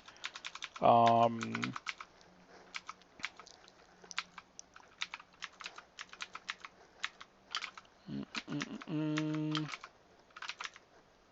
mm. Okay, I'm not liking this. Because whenever you get hit by legendary destruction, it's always so scary because it feels like you're dying because you got hit by two explosions. Um, and well, like this character has the Hat of the Alchemist as its only source of resistances, so there's that. Like I actually do get hurt a fair amount from things. All right. Please let me rest to full mana. Alright, thank you. Still haven't gotten corroded once. I hope that I find an exit through the horrors of the abyss sometime soon. This is a pretty bad spot to spawn in. Yeah, that's what I would call a pretty bad spot to spawn in. Gonna cast. Wait, can you see invisible? Okay, you can't. It is probably for the best if I drink invisibility right now. If I had one. Okay, since I don't, I'm just gonna have to refrigerate and hope that I kill them before they kill me. Yeah, that's a pretty bad spot to drop in. That bolt is also this bolt is also guaranteed to spawn the rune. Um, it is just like a corridor, a very long corridor full of monsters that can smite you. Like you saw all those smoke demons. So it is very easy for you to die horribly if you don't know how to approach this bolt. You can drink invisibility to run past the smoke demons. You can shatter. You can blink past them. Trying to run through them is the least wise thing to do. It's the most likely thing to kill you. So if you need to do this bolt for the rune, I would recommend you to definitely not run through the smoke fiends or through the smoke demons. Mm.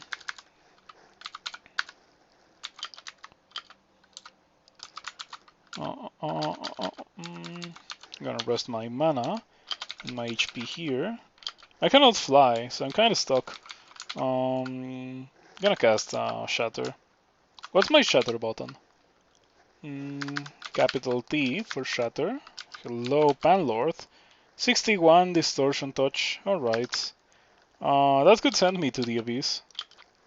Doesn't have any spells, but it does hit very hard, which is never something that you want to be in the receiving end of.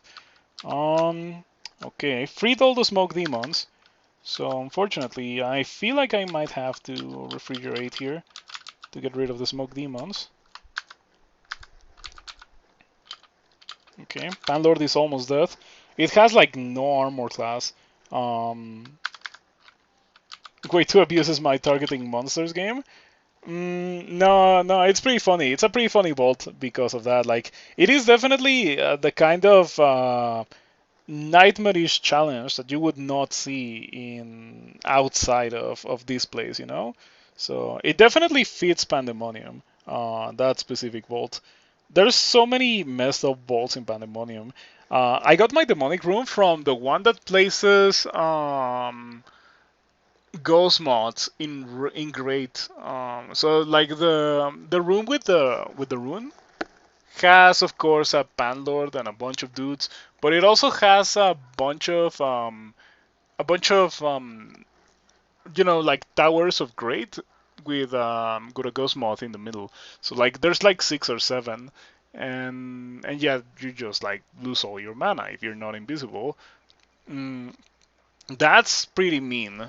Fortunately, I landed in a pretty good spot and I was actually able to do it without running into a lot of issues. Traps and dirty tricks are the bread and butter of extended, definitely. I would be very inclined to agree with that one. Mm,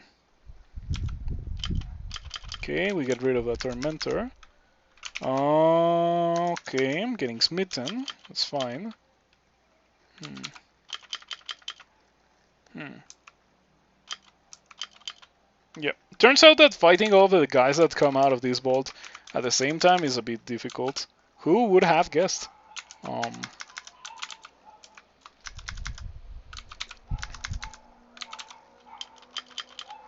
I think this vault also places the Soul Eaters for the same reason. I'm gonna have to drink mutation to get rid of that one. Hopefully this bolt will place an exit through the horrors of the abyss, because that's what I want to see. An exit through the horrors of the abyss. Okay, what if I am not completely vulnerable to torment? I don't think these guys kill me. Oh wow, maybe they do. No, I got double torment. Okay, in that case they don't kill me. Yeah, if I had taken 23 from a single melee attack, then I would have been much more scared. But getting hit for 23 by double torment, it just means that monsters are not able to hit you in melee, or that they do so very unlikely, or like very infrequently, I guess is a better way to put it. So you don't have anything to fear, even if you drop to low HP. Something to keep in mind for whenever you do extended. No exit? Dude, no exit? Where's my exit? I feel scammed. I thought that there was gonna be an exit from Pandemonium here, but it was very clearly not the case. Okay, get over here so I don't shot you. Radiating with yellow contamination? Yeah, I tend to do that quite a lot. Didn't even notice, but it was okay. I was just waiting for a reason to drink that potion of mutation. Let me take off the hat of the alchemist to get rid of the resistance. And let's drink this. Okay, I got frail. Let's drink again. Still got frail. I refuse to play the game while I still have frail. That's fine. Back to the hat of the alchemist we go. We just have to remember that I cannot really heal with potions. I can heal with Majimbo, but I can also, or rather, I can only heal with Majimbo when I'm fighting things like demon spawn bands, because the demons do not get vamped. Hell Sentinel should die easily to Iron Shot, and it does. Is that a potion of attraction? I kinda might be interested in it. I'm gonna pull it just to carry it, because why not? Pandemonium gives you a lot of consumables. Had never really noticed, but it really does give you a lot of consumables for extended. Like I have like 34 potions of curing, 12 heal wounds. I found a fair amount of potions of mana from Pandemonium as well.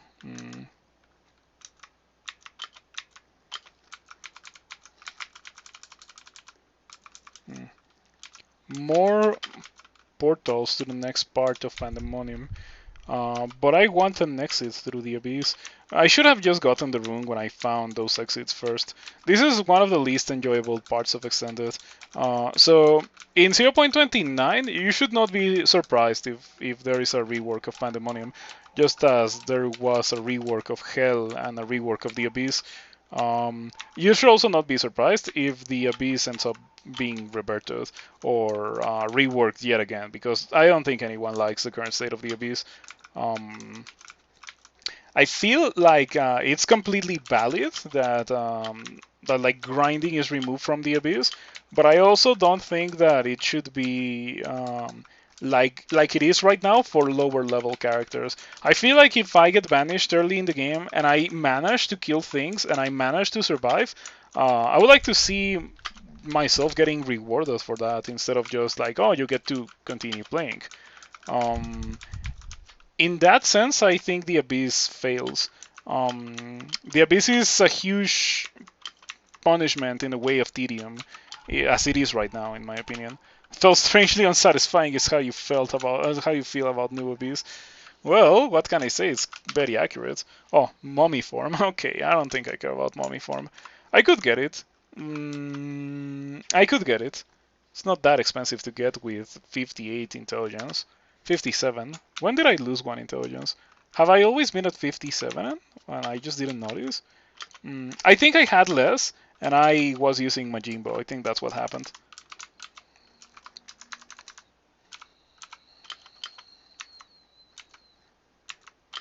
Okay. Now please let me rest to full mana. Alright. Being at 0 mana is one of the most scary situations to be in extended. Just found a kite shield of protection. I am definitely interested in picking that up. I think I might have to drop something. Oh yeah, just read the acquirement. Get the money. Yeah, 57. I can go even higher.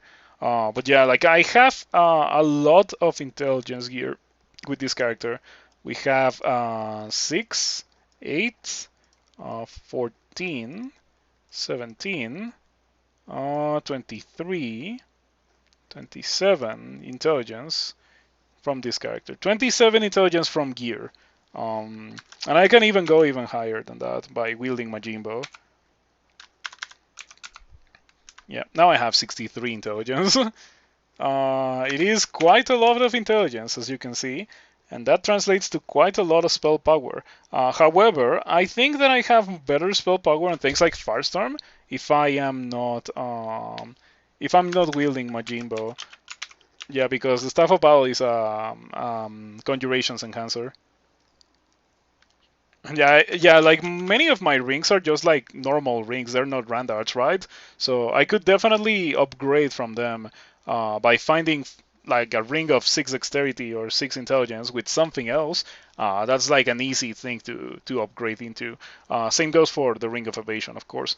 Mm, and then like I am using some rings that are not really that great. Like the weakness to fire and the weakness to willpower rings could also be upgraded very easily. Um, so yeah, something to think about. Mm, Probably gonna have to do a cigarette with this character. In fact, I might want to do a cigarette before doing Hell. I think cigarette before doing Hell is the way to go because Hell is it's pretty rough. Hell and Tomb are pretty rough in the game as it is nowadays. Not as rough as they were when they were introduced, like Hell, the new Hells, but still pretty rough nonetheless. If I have the chance to do a cigarette, it's like going to elf before doing a lair branch. Same thing. Like if I can do it, why wouldn't I do it? If I feel like it gives me a higher chance to survive. Mm.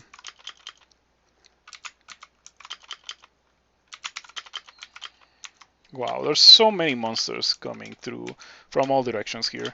I like this. This is obviously the Panlord Vault. I knew about the fact that it was a Panlord Vault. It was super obvious. So I just opened it, and I figured that I was gonna be able to kill everything in like a single cast of Ignition, which was the case. So here we are. Hello, Shaper. Good to see you around, and thank you for stopping by. Did you get the chance to play more Mayfly Tower after they were removed from Kelby? Mm, because I started a new one in Akrasiak, but I haven't touched it. It didn't play crawl over the weekend, so it is still there. I wonder how long will I be able to have it there for. Maybe I should go back to it at some point. Um, you didn't park any. I see. I only parked one. Could have parked many more, but like I didn't want to lose a streak in my first account, so I didn't want to start a Mayflight order. I almost did. I was super close to doing it, but I'm glad that I didn't because they are very difficult. And I very clearly didn't figure out how to actually win one in time. So I would have just lost a streak, and I would have been very sad about that. Yeah, I haven't played in my first account in like a year because of the whole being uneasy about the streak.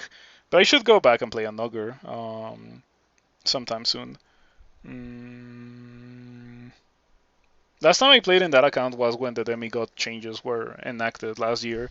When demigod started gaining 4 stats every 3 levels. That was pretty crazy.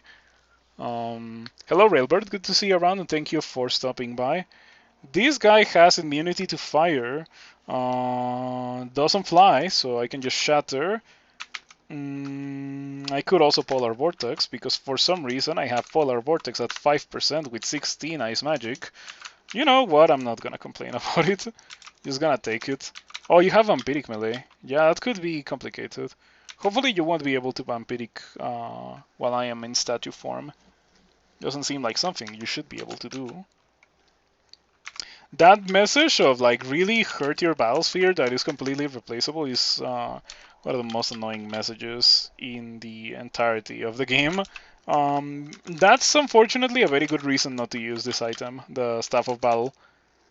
I wish it was not a thing. Um, Yeah, you really shouldn't get warned for potentially hurting the battle sphere from the staff of battle. Mm, mm, mm.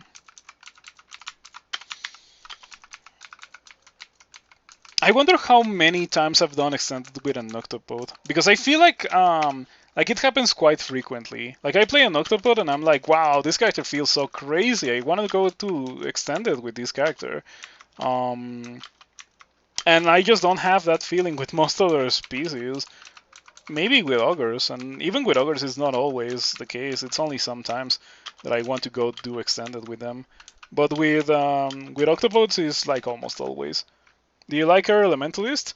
Yeah, I feel I haven't given Air Elementalist like a true try after Attacks of Opportunity. But yeah, as you mentioned, swiftness, it's like a no-brainer in this age, day and age of Attacks of Opportunity. It used to be like, oh yeah, it's like a quality of life thing, so you don't have to pillar dance. And now it's like, oh yeah, now you get to actually escape from monsters. And it also is not like it's lacking ways to kill things. So I feel like Elementalist is a pretty good start. Worst case scenario, you get Airstrike, and as long as you get enough spell power with Airstrike, you are able to just kill everything, which is not something that a lot of backgrounds get nowadays. In the worst case scenario where you don't find anything, you can legit kill everything with Airstrike for the rest of the game, even Orbs of Fire. It will be absolutely miserable and it will probably cost you all your mana to kill a single Orb of Fire, but you can certainly do it. Um, so yeah, that makes our Elementalist good in my opinion. The fact that they just can deal with literally everything. Um, not all backgrounds can say the same, unfortunately.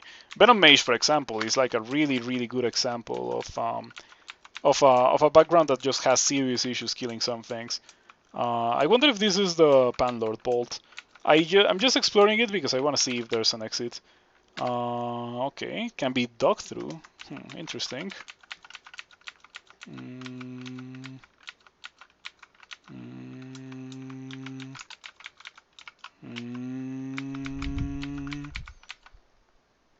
mm. A gate leading out. Okay, I'm gonna be taking that. Better statue form for the fiend. Okay, get me out.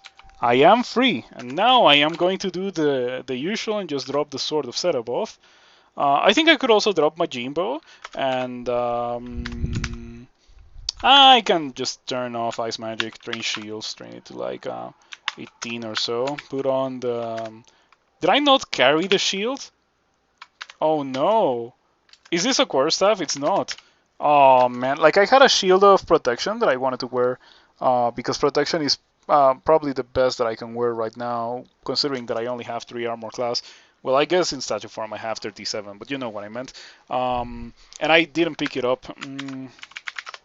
I bet I have another one here. Well, there's none there. Shields. Buckler of protection. You know what? That's kind of okay. I am going to use that. Yeah, my success rates go down a teeny tiny bit. It's nothing to be really worried about. Eventually, I'll replace this buckler with a kite shield. Just happens to be very easy to cast when you have 57 intelligence. There was a buckler protection +1. Hold on. Aha, there was one in depths too. I will go to that one and put it on. Okay, goodbye. And let's go do a cigarette.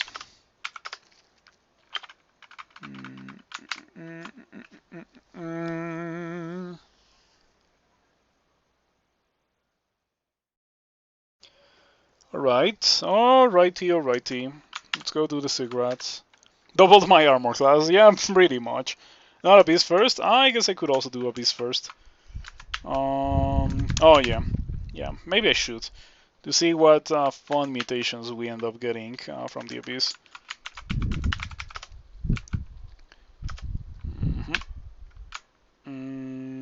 Yeah, sure. Okay, so it's only a matter of actually finding the rune and then getting out.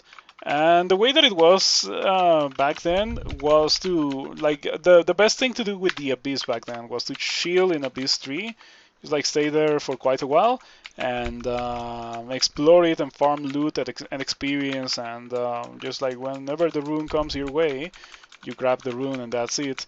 And that's what I used to do back then. It was pretty boring, but it was also the safest thing to do. With the Abyss as it is now, I think the best way to go at it is to just go straight down towards Abyss 5 and get the rune. Because in Abyss 5, like, the rune spawns so frequently, I feel like you get into Abyss 5 and, like, right outside of your line of sight, there's, like, at least 2 rune bolts. Or at least it feels like that, more often than not. So, yeah.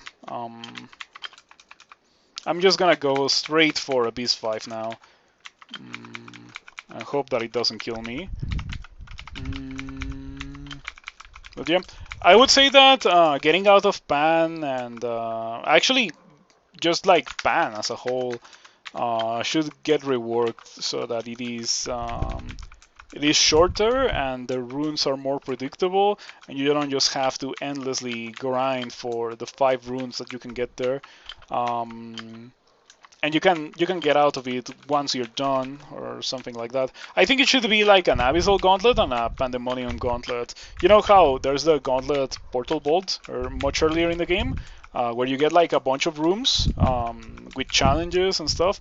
You should get that with Pandemonium, including with a preview of what you're gonna be getting. Maybe even give the player multiple choices of what level you wanna go for. That could be very cool. Like like an actual preview of, like, in Rift Wizard, when you can choose, or when you can go into a level and you see what the level will have before you actually go into the level, like that, but with the Abyss would be very cool, in my opinion. That's how I would do it. It would make it more interesting, more strategic, and less boring as it is now. Same goes for Pandemonium. I would do the same for Pandemonium and for the Abyss, and I think I would just retain Hot Hells as they are right now. Maybe I would remove a bit of the more BS bolts that exist in Hot Hells. Like, all those ambush bolts are really, really bad when the level is the size of the bolt, and so there's nowhere to run away from, or no, there's nowhere to run away to. So that kind of bolt doesn't have any place in extremely small levels, as the levels in Hot Hells are nowadays. So that was very fast. We went from Abyss 1, from wandering in Abyss 1 for quite a while, to straight towards Abyss 4. So here we are. Usually don't like to go to Abyss 5 because the regen rate of monsters is too fast, like the spawn rate, I assume. And yeah, it is ridiculously fast. But keep in mind that it is just a battle. It's not really a battle of attrition anymore, the Abyss. It's more like try to get out as soon as possible. And in order to get out as soon as possible, you need to get the rune as soon as possible. And the fastest way to get the rune is to go to Abyss 5. Unless this is the rune bolt, but I don't know. It kind of looks like it could be a rune bolt, but I'm not sure.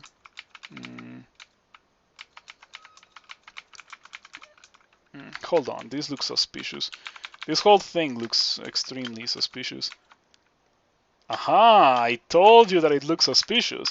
Normally you would have to go around and like do a bunch of things, but I have shatter, so I'm just gonna shatter.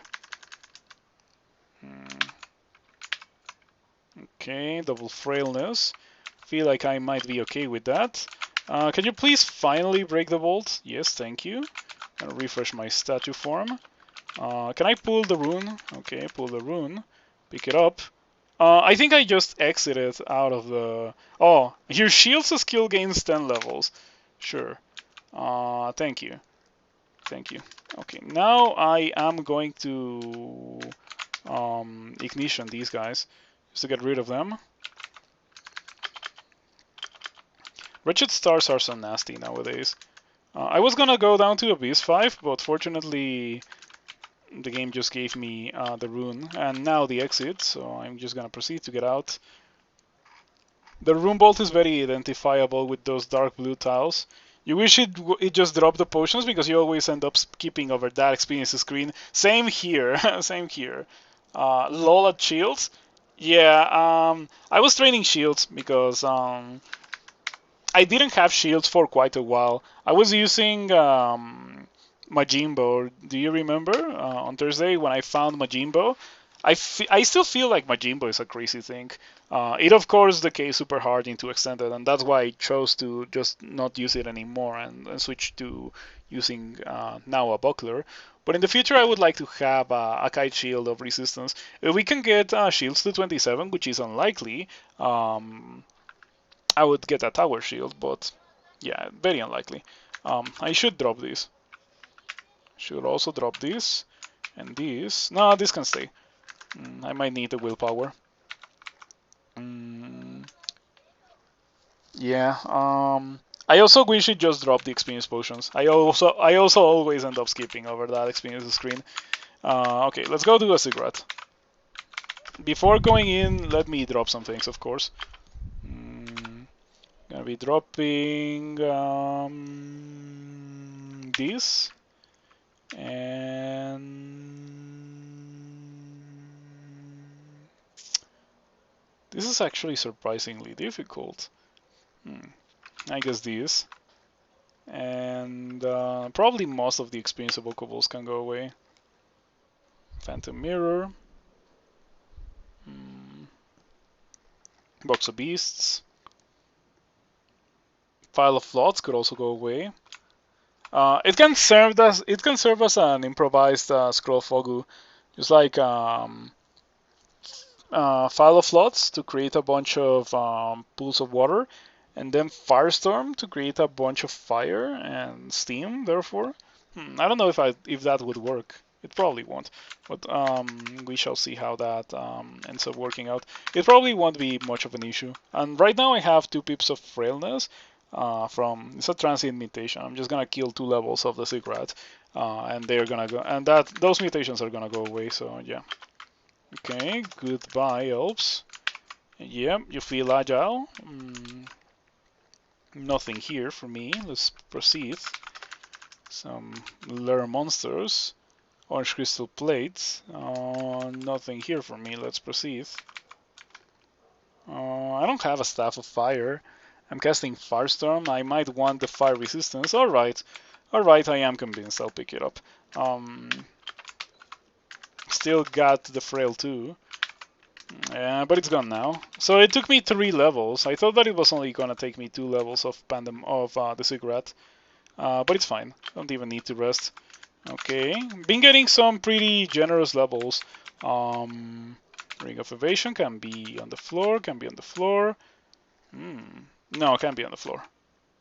This can also go onto the floor because I don't have melee.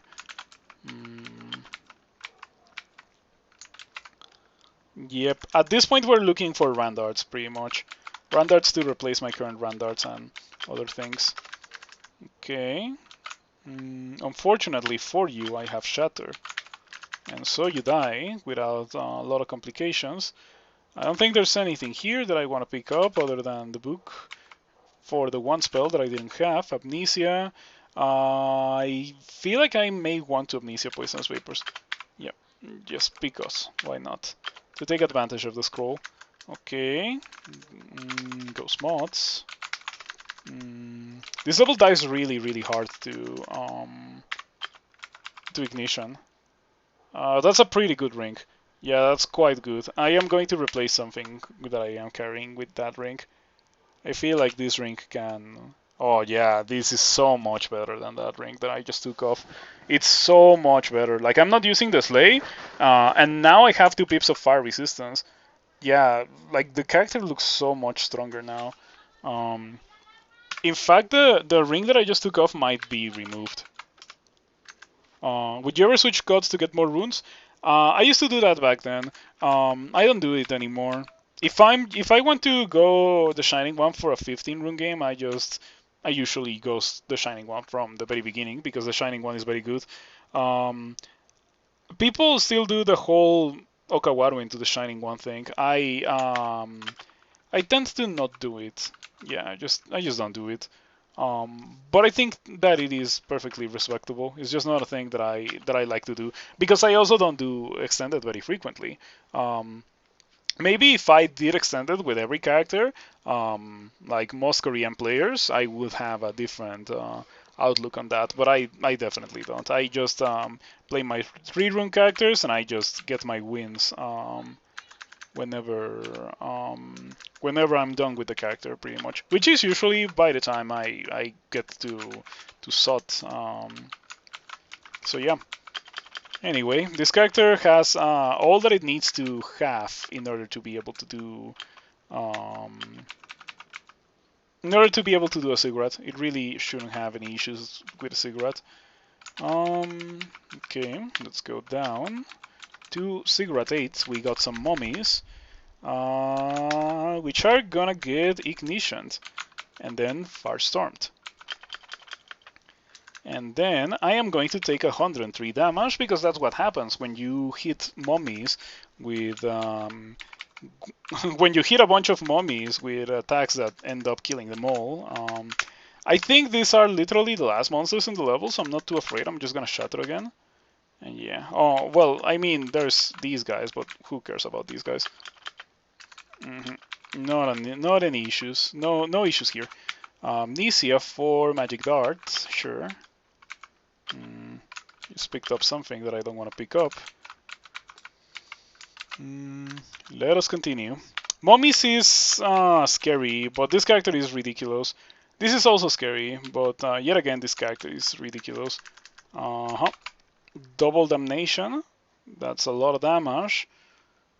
Still came out ahead HP wise, so I'm glad that I statue formed. I'm gonna firestorm the Hellion, and for the rest of these guys, they die to shatter. Yeah, I think the Quicksilver Elementals also die to shatter, but I'm not sure. Okay. Alrighty, that went very well. Don't care about that. The only thing that I care about is Randard Rings. I guess I will read these Scrolls of Enchant Armor on my buckler, because why not? But that's it.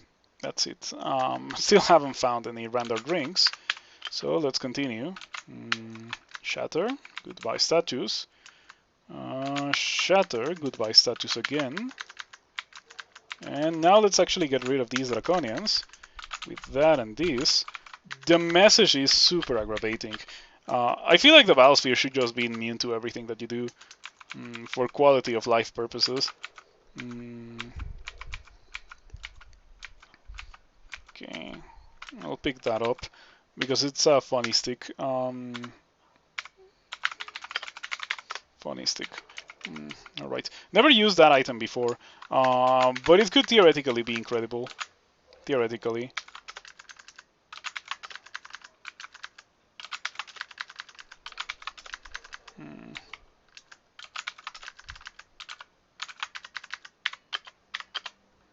Yeah, it's a funny stick indeed. The Dark Mole. I don't care about that. Any silence floor so far? We've only just begun, but no silence floor so far, fortunately. The moment that if we get a silence floor, which I don't know, I haven't had it happen in a couple of cigarettes. They may not spawn in the first cigarette that you do or so. My plan for a silence floor is to die. Yeah, I don't have anything that I can do against it. But I can see it coming because it's like my first cigarette, so I'm not gonna go down into being silenced. So if I see silence aura, I can either snipe the silencer from outside its line of sight with Firestorm, because Firestorm lets me do that kind of thing, or Polar Vortex into Leroy Jenkins and just kill it with Polar Vortex. Those are my two options for a silence floor. I could also Tin of Tremor Stones, one of Acid, one of Ice Blast. It is obviously not ideal, but yeah. Regardless, I don't think we're gonna see a floor like that. Was a Panler that cast it? Didn't check and you were too far in range to get out. Ooh, that's rough. Elf? Elf, okay. Just gonna Polar Vortex. Yes. Poor Biospheres. They get so abused. It's not their fault. It's the Depth's fault for not making them immune to player spells. I feel like they should legit be immune to player spells, like the Ancestor. Hand Axe of Brutal Revenge. What is this? Oh, it's a Ring of the Invisible. That's whack. Give me a Randard. Come on, I've been waiting for a Randard ring for so long. I always get crazy Randard rings with all of my characters, and today that I'm playing an Octopode, I don't get. Like, I've gotten Randard rings that are pretty good, right? Like, but it's just the stat rings. I want, like, the truly crazy Randard rings that some of my other characters have seen. The kind of ring that always makes me say, oh man, I wish I was an Octopode. I haven't gotten that kind of ring with this character. I mean, in the early game I did get a bunch of rings, which made me pretty happy that I was an Octopode, but this is not the early game anymore. I want to see some crazy rendered rings. But anyway, statue form, and we go into the next floor. Some Draconians.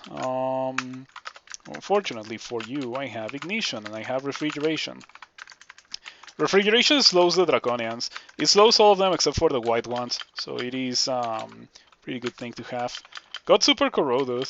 Not that we particularly care about that, however, because we are not really meleeing anything.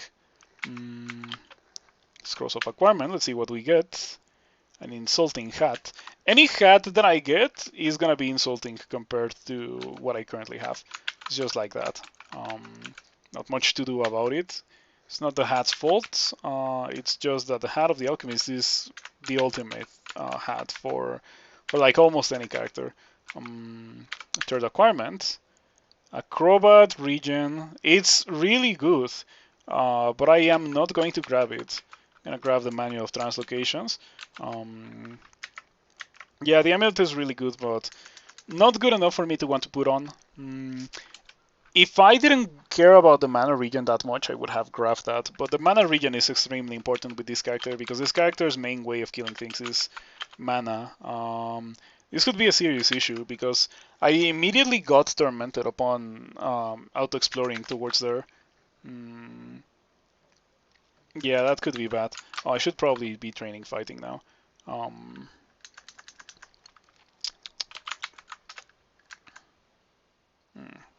Nice. I didn't really get destroyed by casting Ignition there. I was partially expecting that to happen. Maybe a bit of stealth would help with that. Don't I have a bit of stealth? Yeah, I have 2.6 stealth. It's probably more than enough. No, but in reality, I should probably get it to like 10 or so. After all, I have the manual and I'm an Octopode. It's just like, I should probably just like turn on stealth right now. And like after I am done with this floor, I should already have it at the point where I don't care about training it anymore. Because that's how crazy the aptitude is. Okay, your stealth skill gained 2 levels. Yep. That's about right. Let's just do that again. Your stealth skill increases to level 6. I'll walk away a bit. I'm just gonna let them come towards me because after all I got seriously hurt. I'm gonna end transformation. Yeah, we don't care about normal mummies.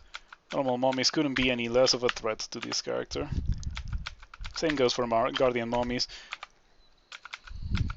The only mummies that are legit scary are the priests and the royal mummies. Do you think Mayfly Towers will be re-added to Trunk soon? Yes. I think after a bit of debate between the depths, Deep Dwarfs are gonna be cut, and Mayfly Towers are gonna come back. Like, Deep Dwarfs are just painful to play. They're not even fun. It's just that they are good, but they are super painful. Mayfly Towers are also painful, but they're painful in a way that nothing else in the game is painful. So they're really good. They feel a design space that is not full. That is forcing the player to directly interact with the soft clock outside of players who do weird things like Railbird. The vast majority of people don't interact with the soft clock ever. So yeah. That's why I think that Mayfly Towers will absolutely replace Deep Dwarf. Because there's no world where Deep Dwarf and Maze Lightar exist in the same spot, because they are like they fulfill the same niche of being the species that speedrunners go for, because like they both have ways to quickly regenerate. They both have crazy aptitudes, a lot of HP, damage reduction. Like I don't know if you noticed, but a lot of the mutations that Mayflightars got are like the same mutations that Deep Dwarfs got. Except that Mayflightars actually regen, but they cannot really regen. Like just they cannot just wait to regen because of their soft clock mechanics. So they're very similar in a lot of ways. Player kills a neutral butterfly in their reality. You don't think Mayflightars are coming back until next April 1st? No, I'm convinced. I'm convinced that this was just a beta test for Mayflightars. So yeah, I would be very surprised if they didn't make the cut. Because between Mayflightars and Deep Dwarfs, I'll take Mayflightars anytime. It may be because of the novelty factor, but I would still take them over Deep Dwarfs. Deep Dwarfs are not an enjoyable experience. Mayflightars are an enjoyable experience, so there's that. Flight rings for the road? Nah. Did I pick it up? Because I didn't want to pick it up. If I did,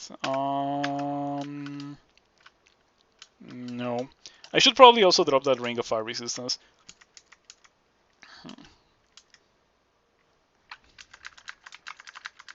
Okay. Archer level, really not an issue. All of these guys die to that. Oh, I just thought of something pretty interesting. Majimbo heals you to full HP in these kind of floors. In fact, I think when I mean, it's probably not that big of an issue,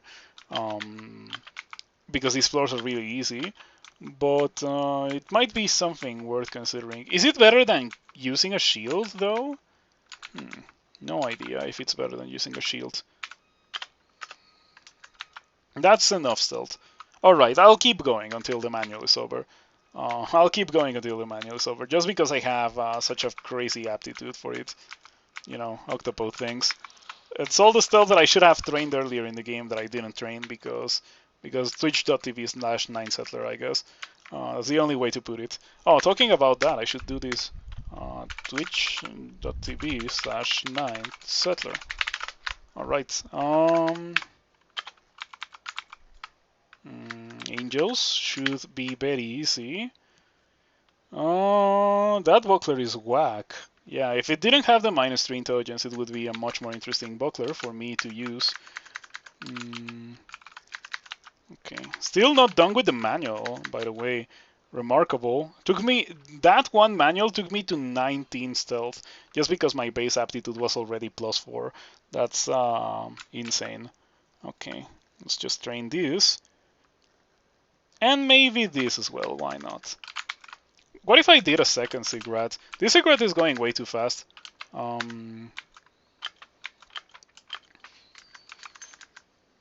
you guys are being super annoying today. You pearl dragons.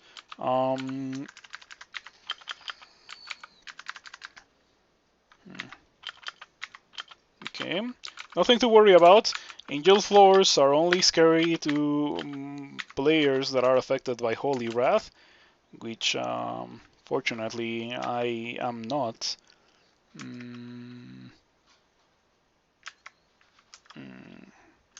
Alright.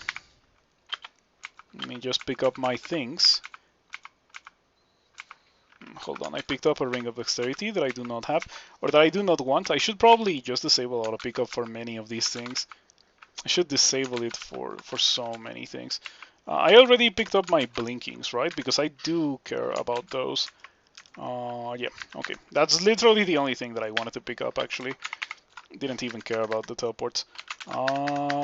Statue form, shatter, and again. And a third time, and I guess we can cast an ignition and a refrigeration for those fire elementals.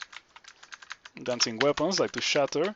They fly, so they take less damage, but they are also, they also have like 3 HP, so they still die regardless.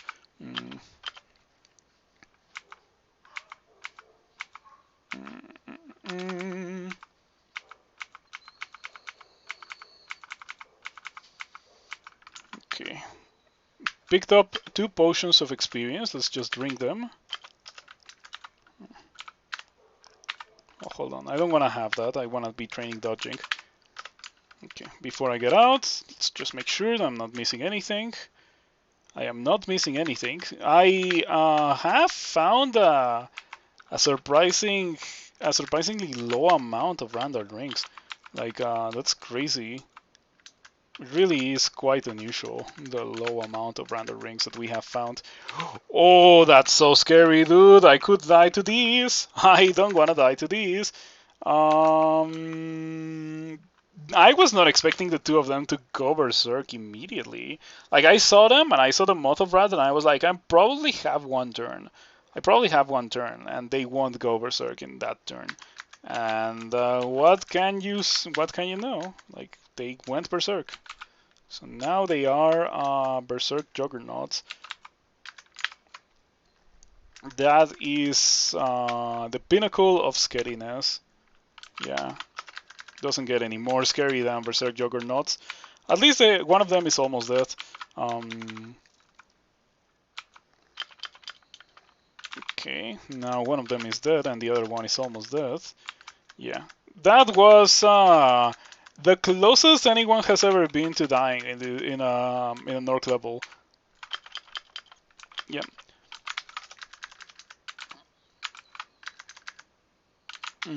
Two berserk juggernauts.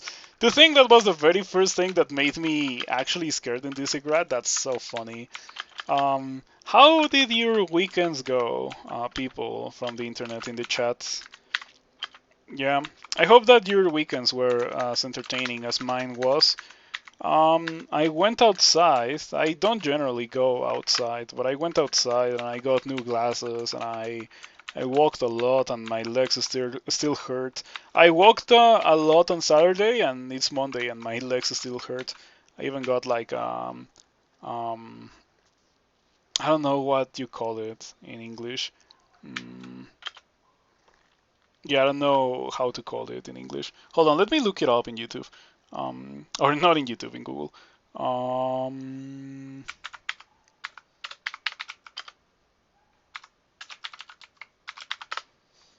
Okay.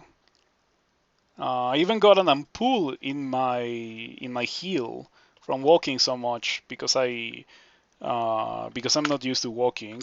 Back then, I used to walk a lot. Oh yeah, I got all the muscle soreness. I got all of it. I am hoarding it all. Well, no, not really. Like now I am okay, but yesterday, when I got home yesterday, I was so tired. I got home, I ate my curry that I bought along the way, and I just slept for like 4 hours. And when I woke up, it was like 9 p.m. and I was like, oh damn, I didn't record the video because I wanted to do the transmutations overview, but I didn't get to do it because I was so incredibly tired. I'll do it for next week for sure. In fact, I'm probably gonna record it tomorrow before I start the stream. Um, yeah, I got a blister on my heel. It still hurts, but it hurts very little. And like, yeah, also the muscle soreness. I ended up walking like several miles yesterday, which is not something that I'm used to doing. So there's that.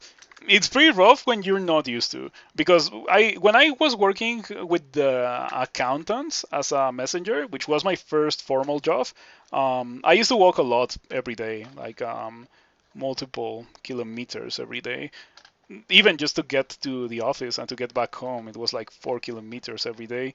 Um, yeah, those were the days, but I'm not used to doing that kind of thing nowadays. Ever since COVID started, I've started living a very sedentary lifestyle, much to my dismay. Um, I look forward to getting a reason to start walking again. Did I just seriously miscast Shatter twice in a row at 1%? Stop. Um, can you please abstain from doing that kind of thing to me, game? I certainly don't need it on a floor full of Hell Sentinels. Okay. Funny thing that I haven't really had to focus on the Caustic Strikes. and they've not really hurt me that much.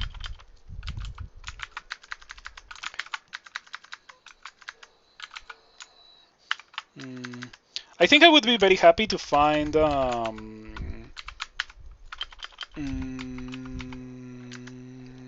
what is it called? That amulet? No, not that amulet. Sorry, that staff. The elemental staff. Yes, I think the elemental staff would be quite good for my character because it's an enhancer for Shatter, it's an enhancer for Polar Vortex, and it's an enhancer for Firestorm. And it also removes the annoyance that is the message of the Battlesphere. So I would be very happy to find that specific item. If it doesn't come my way, it's okay. Gave myself yellow contamination again. Not that it really matters, to be completely honest, because I have the Hat of the Alchemist, so that gives me a good enough chance to not explode. Rendered Kite Shield. Let's see what it is. It's okay. It's not great, but it is okay. I kind of want to put it on, but I am somewhat fearful of it destroying my success rates. Especially because it has drain, so like taking it off is not gonna be free. I'm still gonna do it regardless. Let's see what we got here. Yeah, my fears were unfounded. I was expecting that I had enough shields to skill to not have to worry about that. Or sorry, 1 in 10,000 happens more than you would expect. Yeah, 1 in 10,000 still happens to me like what feels like once per week. It really feels like it happens once per week. But I probably cast more than 10,000 spells per week. Nah, there's no way I cast 10,000 spells per week. I don't play spellcasters every week. No idea. Spell success rates are a placebo. That could also be the case. You know, anything that has a percentage is a placebo. It will still happen whenever you don't want it to happen. That's just how it is. So why is my Battlesphere not hurt by Shatter, but I think it is hurt by Refrigeration? Explain? Like, I don't understand it. I feel like the Battlesphere should just straight up be immune to everything that you do, instead of only immune to some very strange things that you do. Okay, Abyss Floor. Fortunately, I have Ignition, and Ignition kind of dumpsters this floor. I also have Shatter and Polar Vortex and Refrigeration, in case Ignition or Shatter, well, in case Ignition is not enough. But Ignition is enough 90% of the time. You miscast Shatter. Again at it with the 1% chance to miscast. Wow, look at the defenses of this character. 37, 43, 23. This character has been quite good. Okay, so I guess I'm just gonna port everything because I can. Okay. This is the fastest way to get the loot of the floor, actually, to just press a port. It's a quality of life thing. Okay, I'm gonna be drinking this, and let's see what we get. I'm gonna be picking up the three potion and the books. Okay, I got Blink. I'm gonna be learning that. In case I ever want to take off the Randard with Blink, I now have Blink the spell. I have it at 0% chance to fail. I could even train more translocations for higher level translocations spells. I guess I could get like this junction. It's right there. I can easily get it. I could also get Malin Gateway. What was that ring? I don't know. Good question. Fire 7 intelligence. Fire is somewhat undesirable, but it is an enhancer to Firestorm. So I guess it's theoretically possible. Like, that doesn't look bad at all, and it makes me deal more damage. Alright, I'll give it a try. The moment that I lose my cold resistance mutation, however, is the moment that that ring is fired. So that's why I'm not gonna drop my ring of intelligence that I just took off. Alright, let's go down to the next level. Let's see what we got here. Snakes. Oh, look at that. Funnily enough, the Guardian Serpent surrounded my Biosphere with dudes. That was pretty interesting. Cigarette 21. You know, for this level, refrigeration is the way to go. I guess I could also shatter. Where's my shatter? Where's the shatter button? Yeah. Yeah, shatter is probably the best spell to cast here. Nothing flies, and it also doesn't give me the downside of being unable to drink potions. So yeah, easy peasy. Alright, let me just stand here, drop that, and hold down the port button. Let's see what we got. The Sword of Sun Guldrok, Hat of Willpower. Unfortunately, it still doesn't compete with what I currently have. 5 Dexterity. Well, I have Poison Resistance, so it would be a straight up downgrade, and so I am not going to pick it up. But I'll pick up the Potion of Mutation.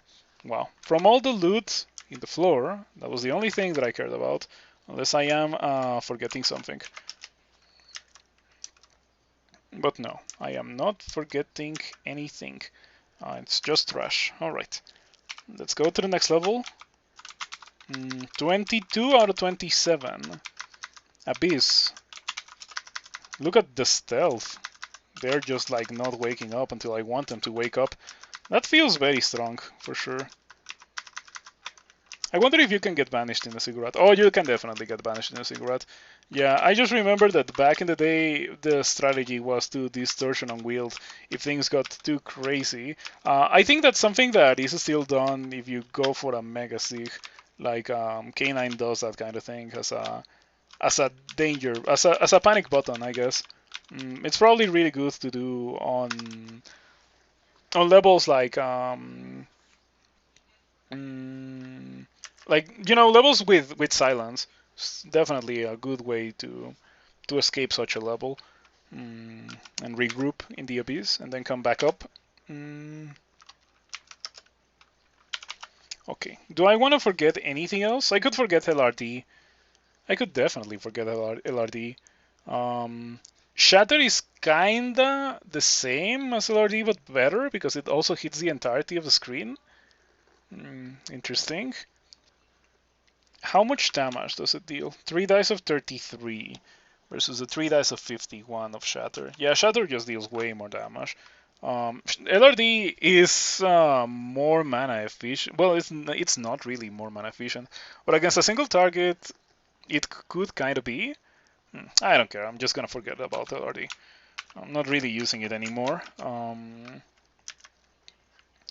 Right, but that's really the only thing I care about. The ring is like the stats are irrelevant.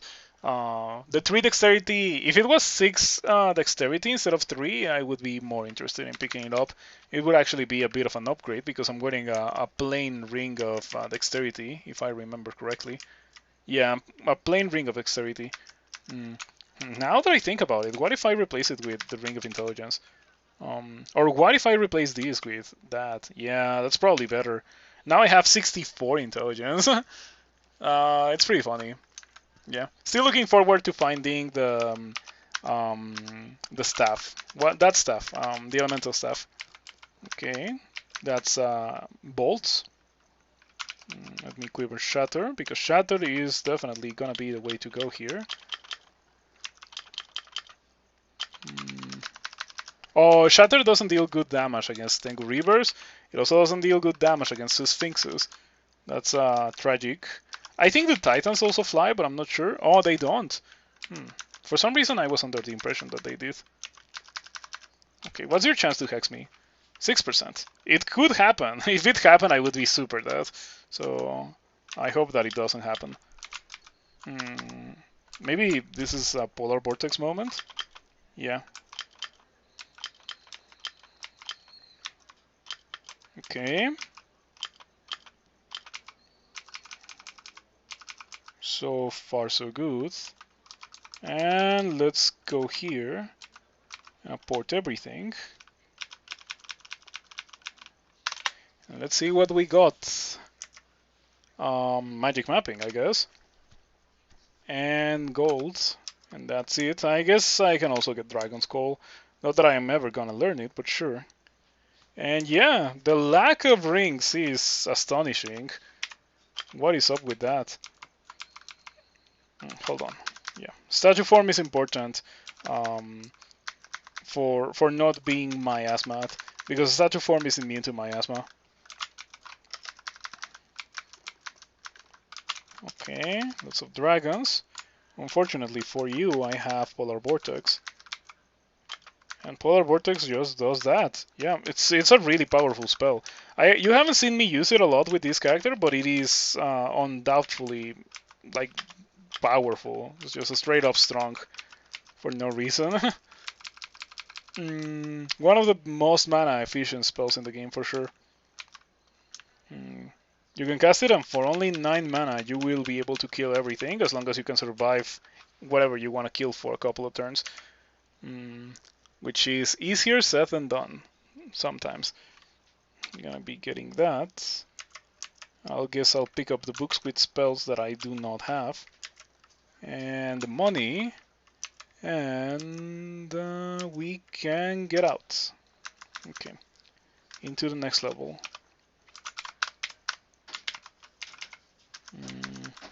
I think I have already done more cigarettes while streaming than I ever did before I streamed. I've been streaming Crawl for a bit over 2 years now, and yeah, I've done a lot of cigarettes. Orbs of Fire are definitely unpleasant. I guess I have Polar Vortex. Polar Vortex is not spammable. Oh, wait. Ah, man, I cast Refrigeration. But like the plan was to attract and then Polar Vortex to hurt all the Orbs of Fire like that. Okay, now we Polar Vortex. Hold on. I already have 3 pips of fire resistance, so I cannot be any more fire resistant than this. Polar Vortex, yes. That's so scary.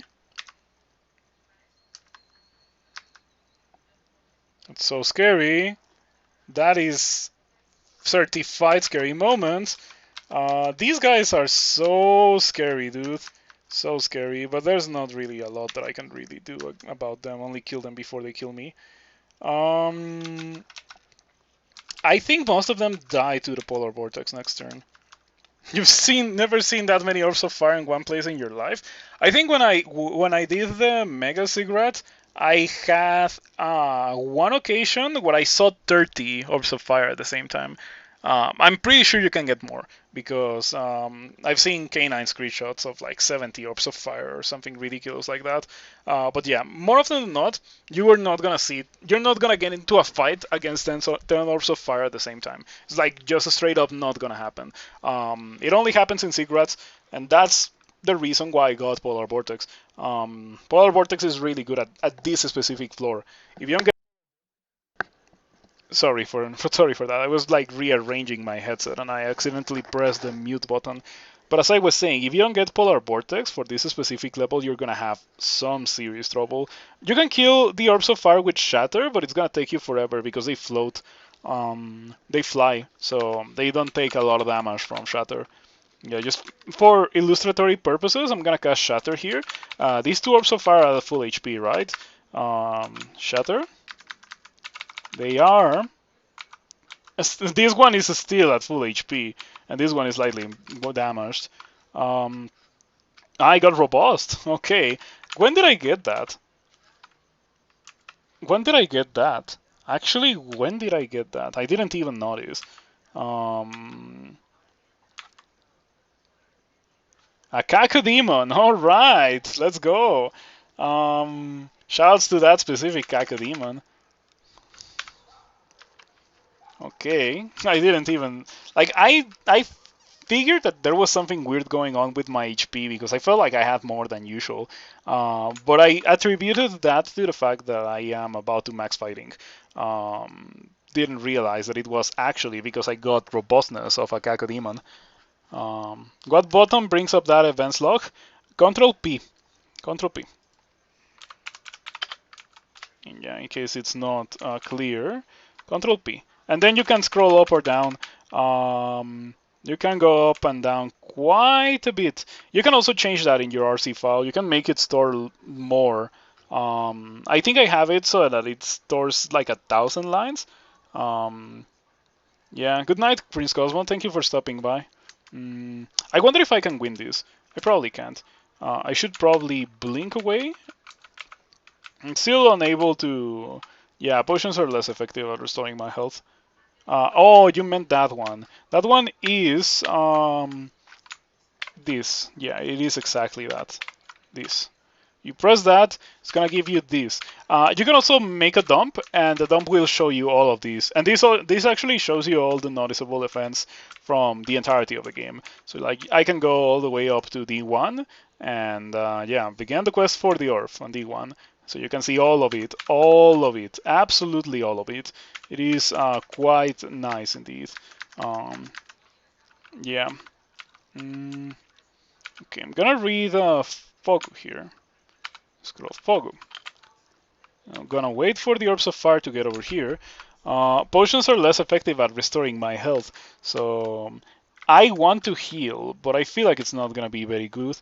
Regardless, I'm gonna end Transformation. I'm gonna drink a couple of heal wounds. After all, I have 13, right? Yeah, I'm gonna drink like 3. It's not an issue. Those were some unfortunate heals, but I guess it's completely understandable considering how my healing is literally halved from the bad mutation that I got. Cast statue form again. I on statue form because getting healed for 13, 13, and 9 would have been like nothing in the amount of health that I had in statue form. So if I had done it the other way around, I would have ended with less percentage of my maximum HP. As it is right now, I actually got back like a solid, what is it, like I was at 50% almost, a bit less than 50. Now I'm around 60%. That looks okay. Yeah, that looks okay. So it's actually more like close to 70. Okay, statue form, or sorry, that was meant to be a polar vortex. No malmutations, courtesy of the Hat of the Alchemist. Let's just do this again, and polar vortex, and just ignore the orbs of fire. Just walk away from them. Oh, it didn't die. Okay, irradiate. Now it's dead. Yeah, I don't even have to care about this Farcraft. That's how powerful this character is. It can just completely ignore the Farcraft and its attacks of opportunity. But it turns out that we are done, so I'm just gonna I'm gonna just kill it. Oh man, another ring that is almost good. This ring is almost good. I think I have a ring that is very reminiscent to that one. The negative willpower ring gives me 4 armor class and 6 intelligence. This ring that I just picked up gives me 6 strength and 6 dexterity, so I don't care about it. I shall drop that. Let's drink this. I don't know what title I want with this character. What could be a good title? Stealth? I feel like I've gotten the stealth title before. Maybe shields. Maybe shields.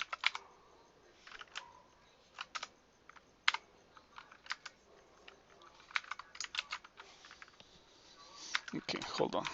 Better to just support everything. Oh. Ooh.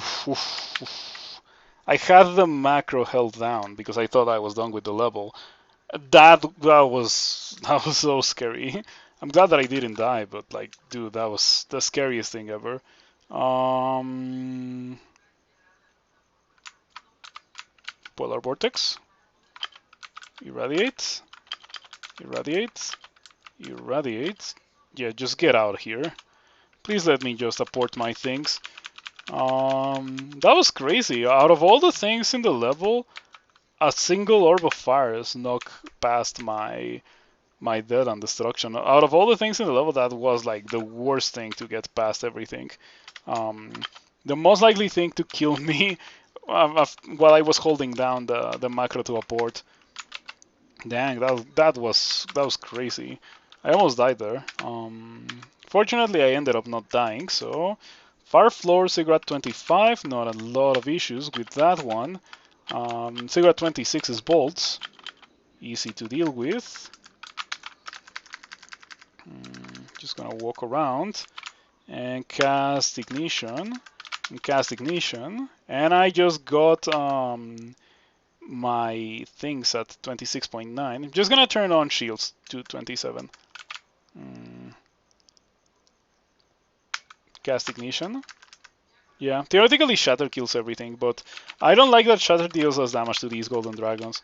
I guess ignition also deals less damage. Oh, might as well just mash Shatter then. Okay. Mashing Shatter seems to be going quite well. Really not running out of mana here. Thanks to Behemoth, I am not running out of mana. Okay, I think we're done now. They didn't pick up anything interesting. They were not carrying anything interesting, except maybe for that tower shield. But no, I feel like when it's time to use a tower shield, I'm gonna have something better. That's almost decent. Almost decent. The 3 pips of willpower is definitely exquisite, but no, not good enough. The rest of the ring is pretty bad. If it had at least one or two other good properties, instead of only being bad things and 3 pips of willpower, like the 3 dexterity is negligible. If you really think about it, it would be like a -3 dexterity, because I would be taking off a ring of dexterity for this ring. So yeah, not very good. This is a pretty good ring. I'm probably gonna be picking that one up. This ring on Q that you may not see. Hold on. Ooh, the Ring of the Glamorous Sultana. That's also interesting. 6 intelligence, 6 dexterity, and resistance to corrosion is just a straight up upgrade. Wow, this floor actually had some good stuff, surprisingly. Okay, let me put on one of these rings. The Ring of the Glamorous Sultana is like an instant equip. I am gonna put it over the Ring of Dexterity. And now I have 70 intelligence. Geez, 70 intelligence. This character, this character is crazy. What's the record of intelligence? Hold on, let me see.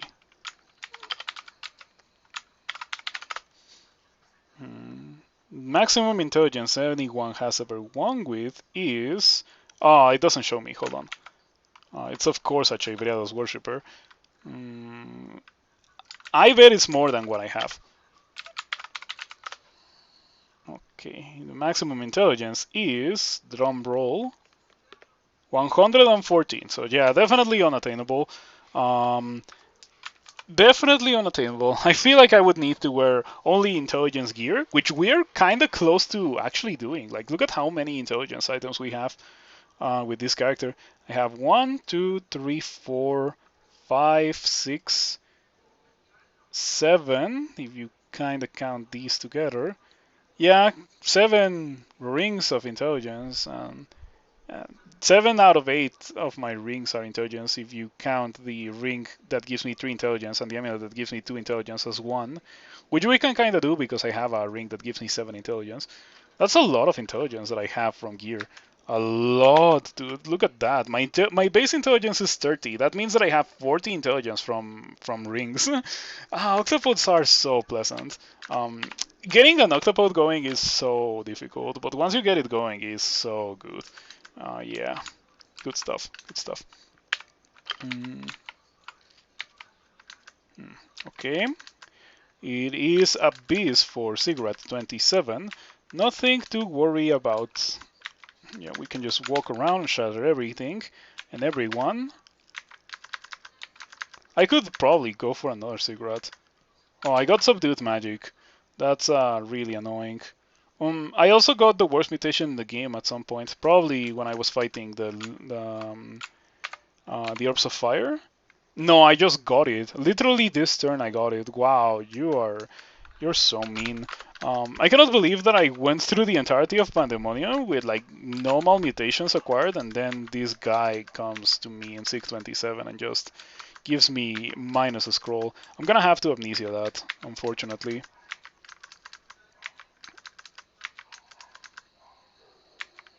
Okay, killing the Wretched Stars with Shatter takes a while because they fly as well. It's like with Orbs of Fire. Unlike with Orbs of Fire, however, the Wretched Stars deal significantly less damage. And also, they have the temporary Malmutate thing.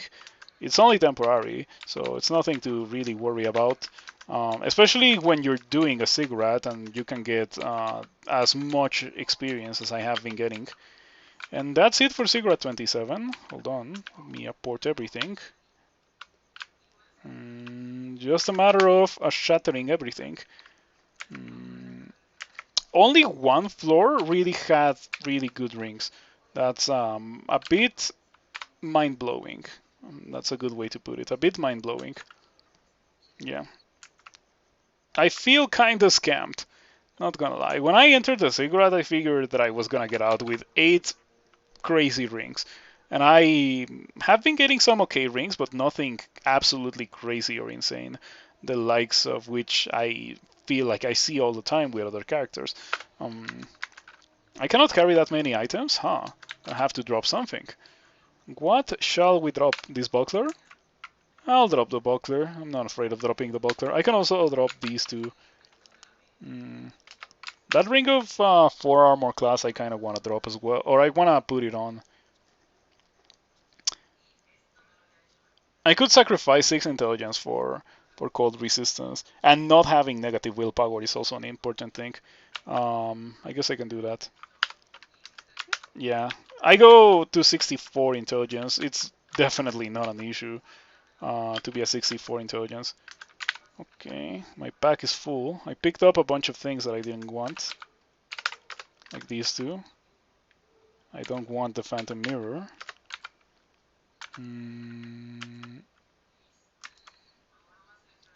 Okay. I think other than that, I already picked up all the things that I wanted from this stack, including the figurine of a Ziggurat. So let's just get out. That's a figure. That's a Ziggurat completed. Horrible 64 intelligence.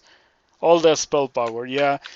If I had maxed, if I had 27 Earth, for example, Shatter would be at 100% or close to 100%. Maybe with an enhancer and 27 skill, I would already be at 100% on Shatter. So at that point, it doesn't make any sense to train more of the school. You can see Farstorm. Farstorm is a pretty good example of how Shatter would look like. It is at 98% power, 8 dice of 25, because I do have one enhancer for Farstorm in the form of the Staff of Battle. It is unfortunate that the Staff of Battle is not the staff of the Elemental Staff. Yeah, I'm looking forward to finding that one eventually. All right, I would say that overall, the Ziggurat was actually quite a decent thing for me to do. We got a lot of experience out of going through the Ziggurat, and it was not very difficult. And we also got some pretty good rings. Yeah, the Ring of the Glamorous Sultan is probably the best thing that I got from going through the Ziggurat. 6 intelligence and 6 dexterity. It's like I've been using pretty much only rings of intelligence and dexterity for the entirety of this playthrough, so finding a ring that is the two of them at the same time is a pretty welcome thing. No complaints about that one. The Ring of 7 intelligence and fire is also kind of okay. But I think the most important thing that I took out of the Ziggurat is having the ability to not have that ring of negative willpower equipped. Yeah, because we found other items of intelligence that made me want to take off the willpower ring or the negative willpower ring. Still could replace a couple of my rings. Like for example, this ring on D is not the best. This ring on K could also be replaced. Obviously, the ring of intelligence could be replaced. But no complaints, no complaints. We're looking pretty good. I am going to go ahead and do. Thinking about it, because maybe I could get Mummy form for Tomb. Tomb without Mummy form is super painful. Tomb without Mummy or with Mummy form is super easy. On the other hand, wow, I got another manual stealth, but no, I want to get the Shields title. The only tower shield that I have is trash. Right. I'm pretty sure at some point I found a tower shield, and I was like, nah, why would I pick that up? I'm never gonna use that. But if I'm gonna get shields to 27, that's definitely the shield to go for. But anyway, let's go do the vestibule hell. Welcome to hell. Please enjoy your stay. It would be a shame if I was a character that could do cigarettes. I just killed Herion with hold on, do you fly? Oh, no wonder, no wonder. Here, no wonder I'm not killing you with Shatter. I'm just sitting here shattering, and Herion is not dying, and I was like, I'm gonna kill Herion with 3 shatters, but no. I mean, I'm killing Herion, definitely. It's just that it takes forever. 300 HP and flies, and it still takes forever. Yeah, that was how many shatters was that? Was it seriously 13 shatters? Because like from the moment that I saw Herion till the moment I killed Herion, I did nothing but shatter. That's all the actions that I took. So was it seriously 14 shatters? Oh no, sorry, 16 shatters. Sorry. Yeah, I don't know how this is counted. Maybe it was only 15, but I don't know. Regardless, that was a lot of shatters. A lot more shatters than I thought was gonna take me to kill Herion. But we ended up killing Herion. It is also not like it particularly matters that it took me a lot of shatters to kill Herion. What matters is that I was not really at risk. Do you remember when these tiles used to have walls? Because Shatter destroyed all those walls. Hold on. Oh, Rove. For some reason, I thought that I saw Tower Shield of Cold Resistance. Mm.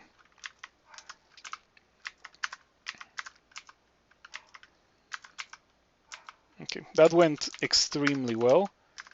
I would rather retain the sanctity of the rest of this place. Well, I guess sanctity. There's probably not a lot of sanctity to be found in hell, but you know, integrity of the rest of this place. I feel like it looks rather cool how it's just a square. And I would like to keep it like that, so I'm not gonna shatter for the rest of this place. I'm just gonna iron shot instead, which is still a pretty good spell at killing single targets. Mm. Wow, did I just one-shot that Kraken with Iron Shot? How much damage does it deal? It deals 9 dice of 16. You know what, that's a lot of damage. Phil Swift would be proud. Hmm. Load-bearing vestibule. Loathe? What do you mean by loathe? Load-bearing vestibule. Hmm.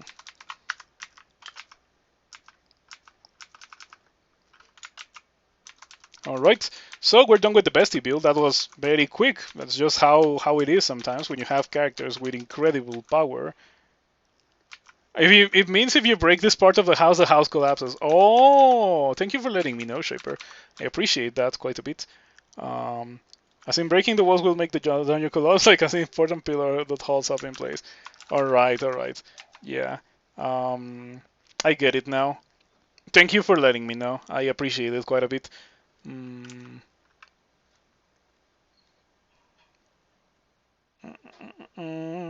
let's go do Jenna. Jenna is the only one that I actually have the resistance for. For Jenna, we should maybe quiver refrigeration.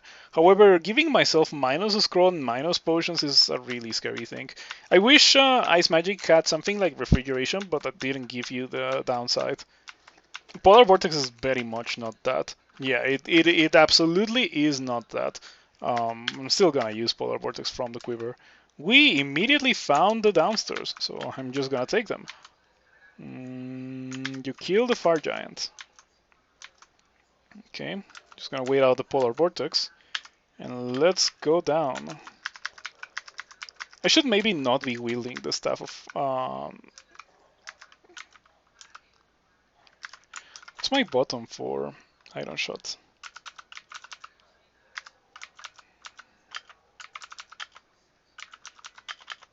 Alright, seeing Wretch dies easily to Iron Shot. The way that helps work now is that you want to be in this place as least as possible, and the developers know that. So the way that it works is that the levels are much smaller. There's only one exit. Hell effects no longer summon monsters. They are still pretty mean. You can see by the amount of drain that I have right now. And yeah, like it's just a sprint towards the next stairs and so until you reach the last level of any given hell that you're in, which is pretty much the same as before, full size and everything. More often than not, it is a level wide bolt. In fact, I don't think I remember a time where I've been in an ending for hell where it's not a level wide bolt. So yeah. Oh yeah, I haven't done crypt. Not intentionally. I did not save sod, however. I guess in the worst case scenario, if I get ridiculously drained, I can always just go do another cigarette. Yeah, doing one cigarette with this character was not an issue by any means. I can probably do another one. I probably shouldn't do like 17 of them, but I can certainly do a couple of them. Maybe 3 at most. After that, they start to get kind of spicy. I kind of want to refrigerate here. I'm going to do so. Oh, I have the worst mutation in the game. It doesn't matter for this place, but I should definitely keep that in mind.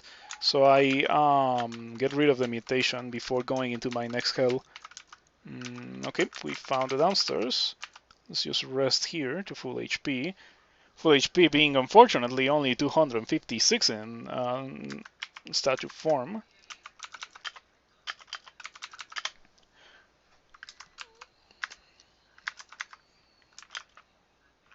Probably should refresh my statue form.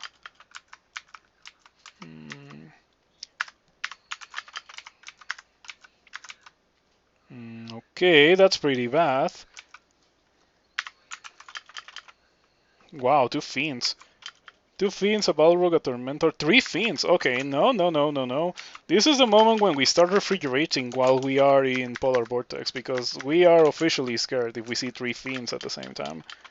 Dude, there's so many fiends. Why does this level just decided to have all the fiends? Did I miss like something and I stumbled into FiendCon 2022 or something? Because it certainly feels like that. That was scary enough that I kind of want to get out. I dropped very low on HP. Dropping very low on HP in a level full of fiends is a significantly more scary thing than if you were to drop to that same amount of HP on a level with only tormentors. Also, something that is kind of bad is that I was forced to rest here. I don't have regen, so it takes me forever to regen to full HP, and so I get affected by multiple hell effects. You can take a look at my stats. Fortunately, my HP went back up to full because of all the experience gained from killing all those fiends, but yeah, it was crazy. That's probably the entirety of the level. Unfortunately, the fiends were all, well, we're not really bunched up, so it took me a lot of spells to kill them all. If it had been I feel like that specific situation was more scary than again a cigarette floor, which is kind of crazy to think about.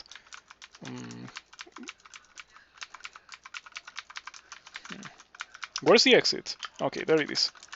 Took me. I literally explored the entirety of the level to find the exit.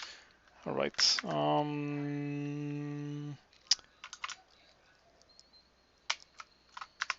Okay, attraction, polar vortex. Attraction polar vortex is really, really good. Jeez, I took so much damage, or I have taken so much damage over the course of these few turns. Why are you still alive? Why are you only moderately damaged? Oh, it was the guy that was outside of the range of polar vortex actually. Yeah, that's what's been happening. You have a regen amulet in inventory? I do. I could put it on. Well, I dropped it outside, but I can put it on. It would drain me, but the drain is probably not an issue. I don't know if if I care more about the mana region or the normal region. I probably care more about the normal region because Behemoth probably has me hooked up in the mana region aspect. When I feel forced to get out of Jaina, I'm probably gonna make that change. Yeah, you make a good point. Mm, okay. Huh. Mark. All right, that's unfortunate. Mm. You know, I am a bit surprised that those Stoker guys have not been reworked. I feel like that's one of the most nonsensical monsters that were added to the game as a result of Hot Hells. Yeah, these guys. They have Stoke Flames. This description doesn't say anything. What it does is that it summons a dude that's like a living spell from a living spellbook, you know. Mm, that summon casts Firestorm, but it doesn't cast Firestorm on you. It casts Firestorm where it dies. So if it summons the thing next to it and you kill it, and the dude just gets Firestormed, it is it doesn't make sense. In my opinion, it doesn't make sense. I feel like instead of having that ability, it should have something like Firestorm, but it's Firestorm that's like the paralysis of an eye, you know, floating eye. That it needs to cast the same thing multiple times in order to paralyze you. It should be the same with this guy instead of that thing that it has now. If I get the chance, I'm gonna showcase it. I generally don't get the chance because I like to kill things before they get to attack for obvious reasons.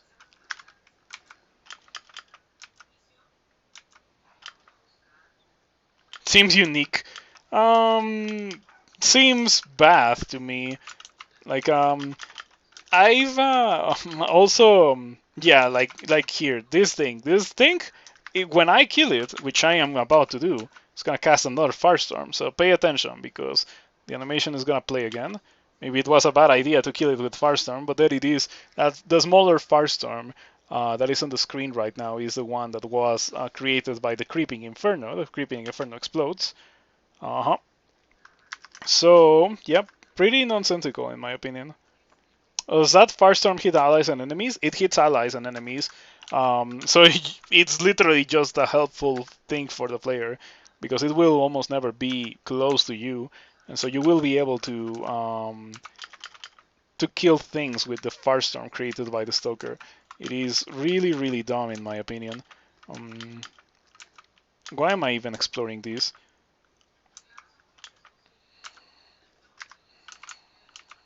You like it? Makes you feel smart if you use it right? I don't like it because it's not difficult to use it right. I feel, I feel more smart when I make something hit itself with its own orb of destruction, with like lesser beckoning or mystic blast. Like that is huge big brain moment. But the stoking, the stokers thing, nah. It's like explosive barrels in most games. It is like that for sure. Yeah, like it's, you see, it did it again. Like I can just firestorm and now you're super dead because you're not surviving two firestorms. Or maybe I can miscast it. Hopefully I won't miscast it again. Yep. You destroy the Stoker. Okay, the Stoker just died from my first firestorm. Didn't even live to the second one. Okay. Hard to deal with if you're only melee, I guess. Making the player feel smart is against the design philosophy of Hot Hells. Yeah, you should always feel like, oh man, why did I come here when it comes to Hot Hells? But you know what's the only place in the game that makes me feel like that? Spider. That's why I always postpone Spider as much as I can, because Spider is just miserable. Not gonna lie, Lesser Reckoning of Spiders is pretty feel good. It is the ultimate feel good moment. Like, you can even do it to bodies. Like, if bodies shoots an Orb of Destruction at you and you pull bodies, you can just do that and then irradiate, and bodies is super dead. It's really nice. Lesser Beckoning is such a good spell. Anyway, final level of Jaina. I think I may be better off just quivering Iron Shot. Still gonna be making a lot of use of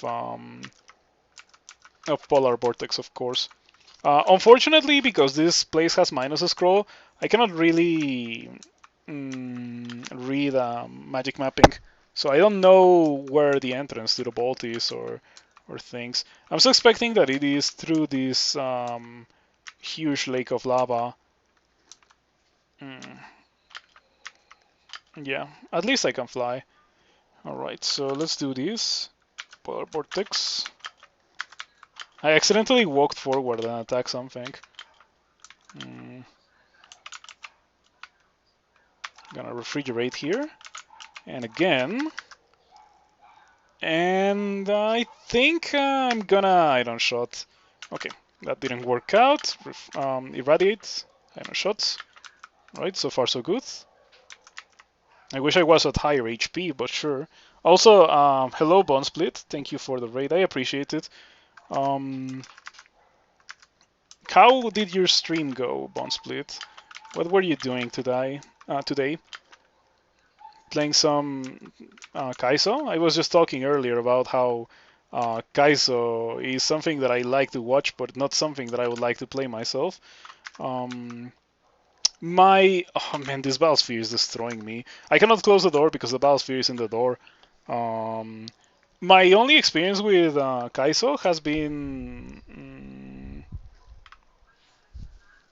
playing Kaizo 1. Like I played it like when I was in middle school, but I played it with like giga save states and everything. Didn't even finish it. I feel like I got to mm, you know how in Kaizo 1 there's a part where like the map changes and it's very obvious that it's not normal Kaizo anymore? Um, that's all I did. Uncle Lionel? Did I just see it? Did I see that right? Or is that an impersonator? Oh, it's the real Uncle Lionel. I can't believe it. Well, thank you for following, Uncle Lionel. I appreciate it. Hope you enjoy the show. I only play Dungeon Crawls on Soup, so you're never gonna see any Kaiser from me in my life. I am really good at this one game, and that's it. But still, thank you for the follow. Playing some Lion King Tomb Raider today, and yeah, you picked Viking Akogare. Congratulations on beating Akogare. Um, I hope that I don't get killed by this thing. It's very scary because I cannot blink. Normally, in this situation, if I was not in Jenna, I would immediately blink away because that thing can kill me in like 2 turns easily with this amount of HP, and I cannot kill it in return in 2 turns, which is quite complicated. It is barely outside of the range of my Iron Shot, and it is at full HP as well, so yeah, this could be pretty bad. I also have less healing from the potions, no potion heal. So yeah, this is not really good. I feel like in this situation, I have to drink attraction, maybe drink attraction, polar vortex, irradiate, or I could also go for a couple of refrigerations. Maybe refrigeration like twice or thrice. It's gonna be good. Can you memorize Control Blink? I need to go back in time. I need to play a different version to do that. But yeah, okay. So this is what I'm gonna do. This is what I'm gonna do. I'm gonna be casting refrigeration, and I hope that it doesn't kill me.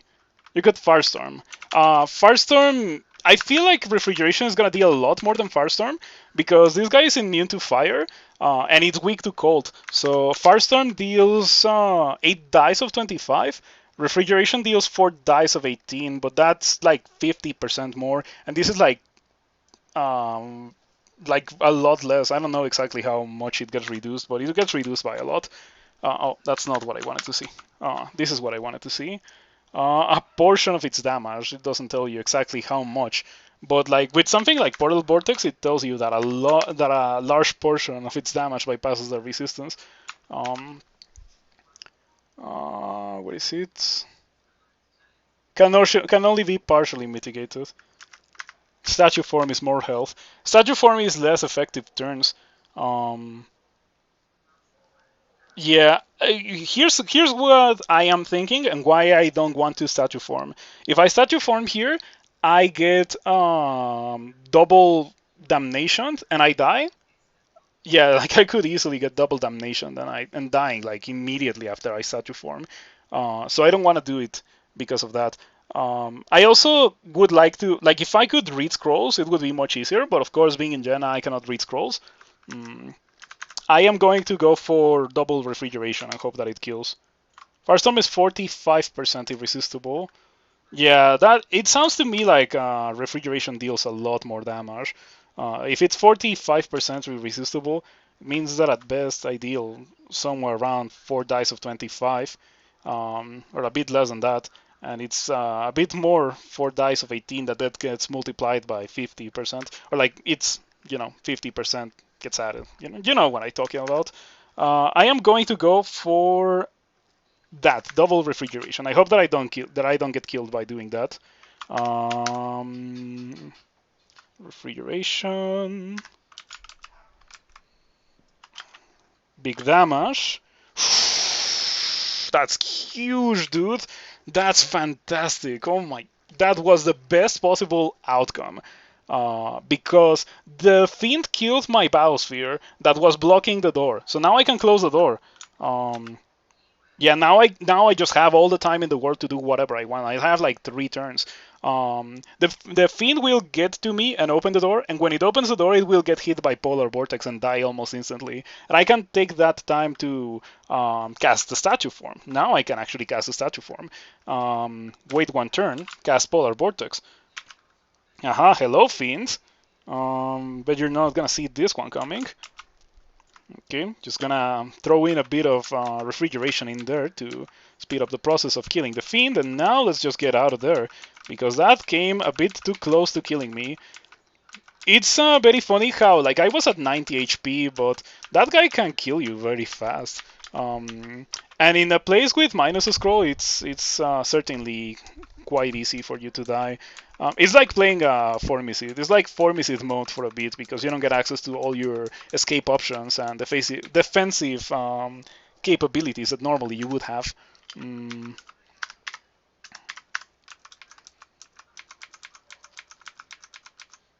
Okay, so far so good. Goodbye, Molten Gargoyle. Another Brimstone Fiend. I've been killing lots of these guys. It's just that I almost got killed by one, and that, like, whenever you almost get killed by something in this game, you just become psychologically damaged by that specific monster for pretty much the rest of the playthrough. You're like, oh man, I just almost got killed by that thing. I hope that it doesn't happen again. Or at least it happens to me. I don't know if I've told you about that before, but like every time I almost die to something, I just like I'm worried about that specific thing for the rest of the game. I'm gonna do the attraction strategy, just like drink attraction, pull everything, cast Polar Vortex, and that will make it very easy for me to kill all of these guys. This character is so incredibly powerful, dude. This character is just insane.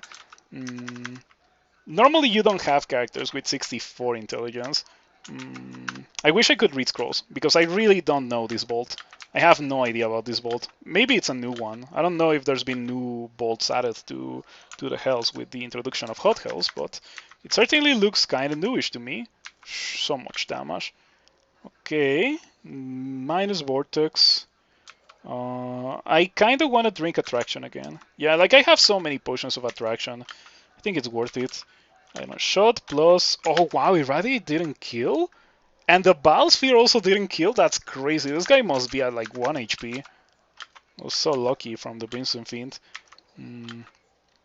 I feel like it would be very funny if monsters could act like players do sometimes. By the way, I kind of want to take off the Staff of Battle, because I feel like not being able to close doors is like a really, really bad thing. That almost got me killed earlier. I would have been able to close the door in a different, but we're like using it literally any other weapon, but because I'm using the Staff of Battle, I wasn't able to do so, and it almost got me killed. So I feel like after I get out of here, I'm probably gonna be switching to something else. Wow, that's kind of mean, dude. I can kill Asmodeus, but I wish I was at full HP. Can you find a nice staff? Sure, I can. I can. Like, the best thing that I could possibly wish for is the elemental staff. But of course, it's not gonna happen. It's so rare. It's an on-rand art. Okay. I think I'm gonna begin this by hasting and running for my life because I'm not at full HP. Yeah, that's exactly what I didn't want to see. It's one thing fighting Asmodeus, it's another thing fighting Asmodeus with dudes. Um, okay, this is going well. Oh no, the Hellion is pretty bad. This is awful. I kind of want to drink Attraction to pull the Hellion, but I know that it will get me killed. I'm just gonna walk forward and Iron Shot it. Okay, I'm faster than you. Get out, get out. I ran into a dead end. I did this to myself because I'm running into unexplored territory. The exit was down here. This might be okay. I wish I could read scrolls, however. Not being able to read scrolls is such a bad thing. Um,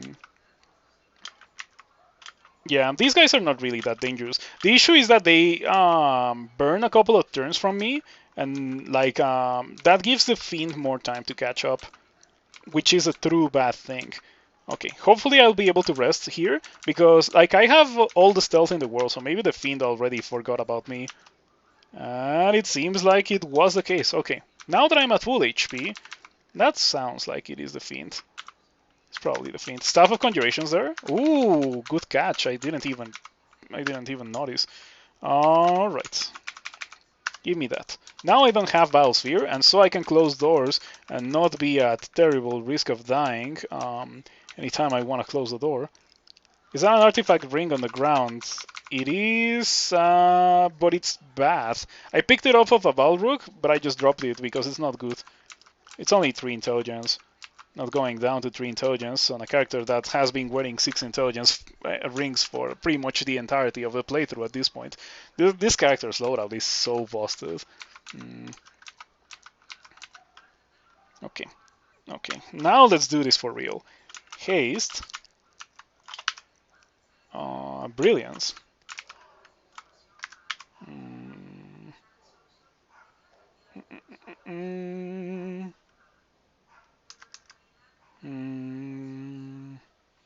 Statue form? I feel... Nah, statue form might be good. Alright. I'll statue form. Statue form. Polar Vortex. Oh, sorry, Shatter. I didn't want to Shatter, I just typoed. Polar Vortex into Iron Shot. Big damage from that Iron Shot. Radiate. Asmodeus is getting kinda spanked around. Asmodeus is almost dead. Asmodeus, unfortunately, happened to be put outside of my line of sight by the Polar Vortex. Asmodeus is back in my line of sight. You fly, so Shatter won't be good. Are you weak to cold? You're not weak to cold. You're almost dead. I feel like if I refrigerate, you die, and the Hellion also dies. Alright. That was an experience. Alright. Let me pick that up. The whole reason why I came here. Ooh, Asmodeus dropped the Scepter of Asmodeus? Like, no, here it is, the Scepter of Asmodeus, okay. Yeah, I don't care about any of those things other than the rune. Another funny stick. Okay, I'll pick it up just because it's another funny stick. Wow, what's up with all the Hellions and Fiends coming out after I kill their boss? Another funny stick. Let's get out of here. There were things that I wanted to do. Nah, I think I'm okay. I think I'm just like ready to get out of here.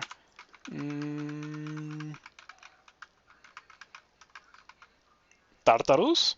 I guess we're going to Tartarus. All right. Huh. It's not. Oh, it's probably because auto traveling out of here is difficult. Yeah. All right. Tartarus. Tartarus for real this time. That's scary. You do not go oh no, it's like a Silent Spectre. I'm just gonna cast Polar Vortex and Leroy Jenkins my way in. Hope that I kill it before it wears off. I do. In case you don't know, those things are very scary because they have like a permanent aura of silence. If you're silenced, you cannot cast the spells.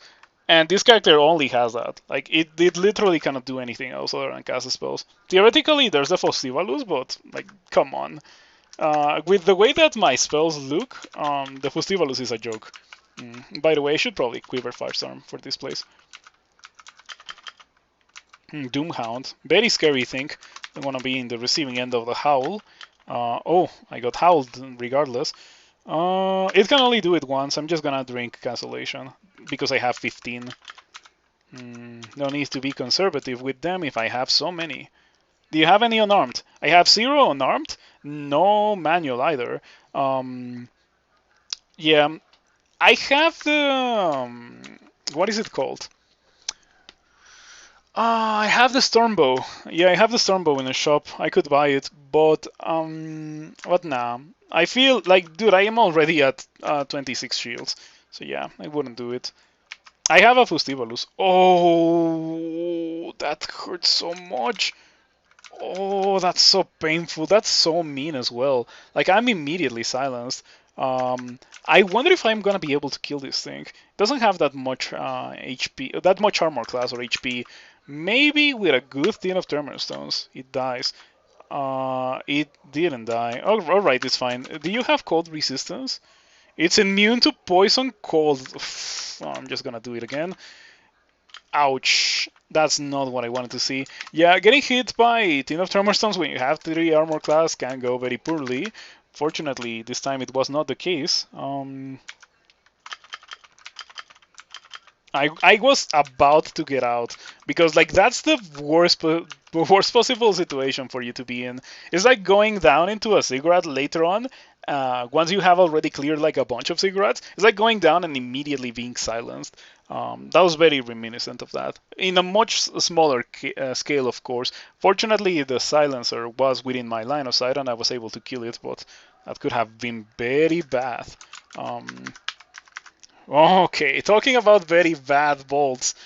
I think bolts like these should not be in the game anymore. Now that the levels in Hells are so small, the bolts should not be like this. So, how do we approach this situation? Ignition might work. The thing is that the things that I would like to kill the most are the TT Mime, and they are both gonna get hit by only one fireball. I could always get out, but the thing is that I'm just delaying the inevitable. I'm going to eventually have to come here and clear the thing. Oh, I just thought of something funny. Just thought of something. I'm gonna drink attraction. That's gonna make everyone group up, and then I can ignition. And I maxed shields. And we're gonna max fighting and dodging, and spellcasting, and fire magic, ice magic, earth magic, and translocations, why not? Maybe a bit of transmutations and conjurations, and of course evocations, and stealth as well. Sure, I can just turn everything on. Alright, that went very well. I feel like I only got tormented. Yeah, I only got tormented once, so it's only a very small amount of damage taken thanks to the fact that I am in statue form. And now I have 3 pips of resistance to negative. I've been accumulating that without even realizing. I think this has like resistance to negative. Yeah, between statue form, that shield, and the hat of the alchemist, I have all the resistance to negative that I can possibly have. So torment is not really that much of a threat anymore. Gonna be casting shatter here to get rid of the bone dragons. Yep, big damage on the bone dragons. Get rid of the TT Mime. I am affected by Howl, which is pretty bad. I would like to not be affected by Howl anymore. Gonna be casting Polar Vortex, Irradiate, cancel the Howl. I cancelled the Polar Vortex. No, I haven't cancelled the Polar Vortex, but I did cancel my statue form. Alright, that went well.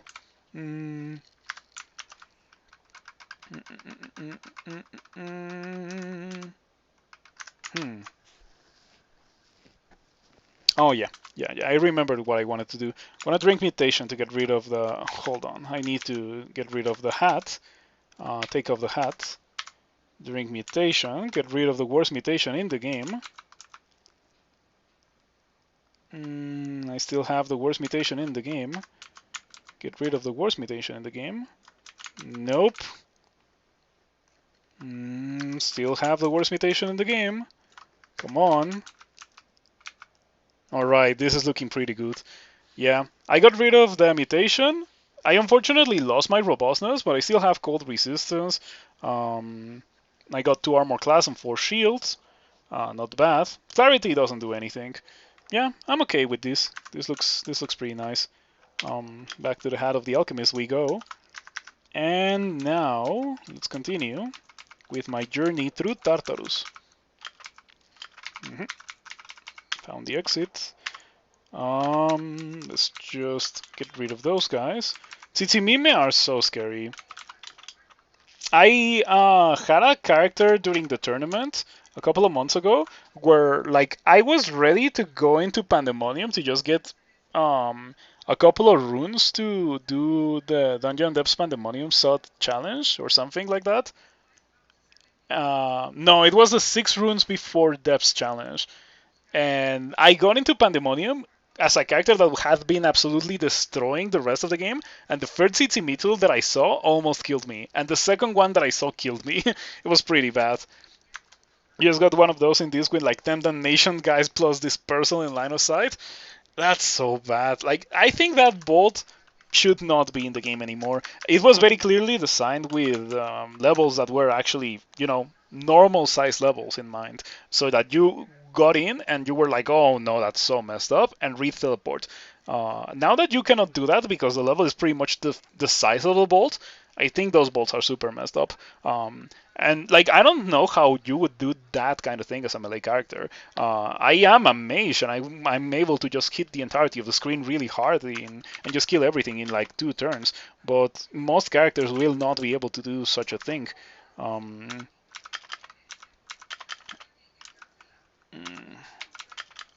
Yeah, in my opinion, that kind of bolt shouldn't be in Hot Hells. It's extra bad because you have like really nothing that you can do about it. Other than fight it. If you cannot fight it, you're gonna die. Hmm. You miscast Polar Vortex. So, funny thing, do you remember that that I said earlier, oh, you shouldn't worry about miscasting Polar Vortex because it's not like you're gonna die if you miscast Polar Vortex, right? Well, it turns out that miscasting Polar Vortex when you don't have the mana to cast it again is kind of bad. Fortunately, I can just drink a potion of mana, of which I have 8 of. Been saving them specifically for this particular reason. I'm gonna cast Statue Form, Shatter, and Polar Vortex. Yes.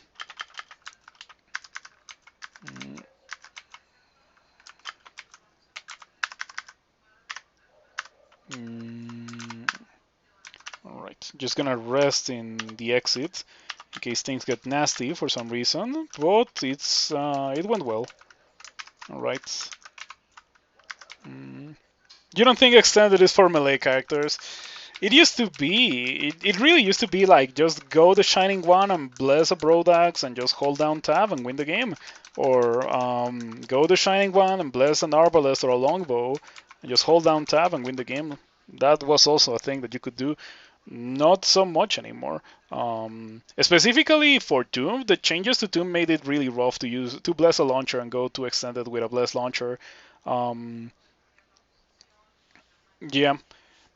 The fact that everything summons now makes it really hard for you to hit things, so you have to invest into Portal Projectile.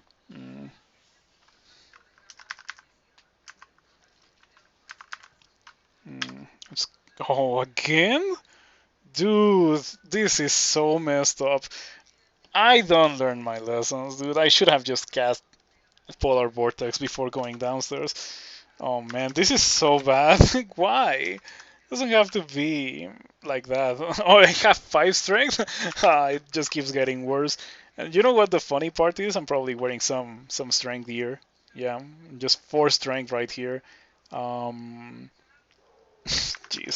this is so funny. Mm, so, Mr. Silent Spectre, how are we going to get out of this predicament? You only have one people willpower. That means Mindburst should kill you rather easily. And it does. And I'm still silenced. I am still silenced by something that is outside my line of sight. Okay, that's really bad. I have like a ton of stealth. Should I trust on my stealth to keep me alive here? How much stealth do I have? Yeah, I have a lot of it. Something in the north. You think? Oh, it is something in the north because these tiles are not silenced, so I can just go down. Don't think Polar Vortex continues downstairs. I think it does. I'm not sure, but I think it does. Okay, don't wake up. Oh, okay, now you can wake up for all I care about.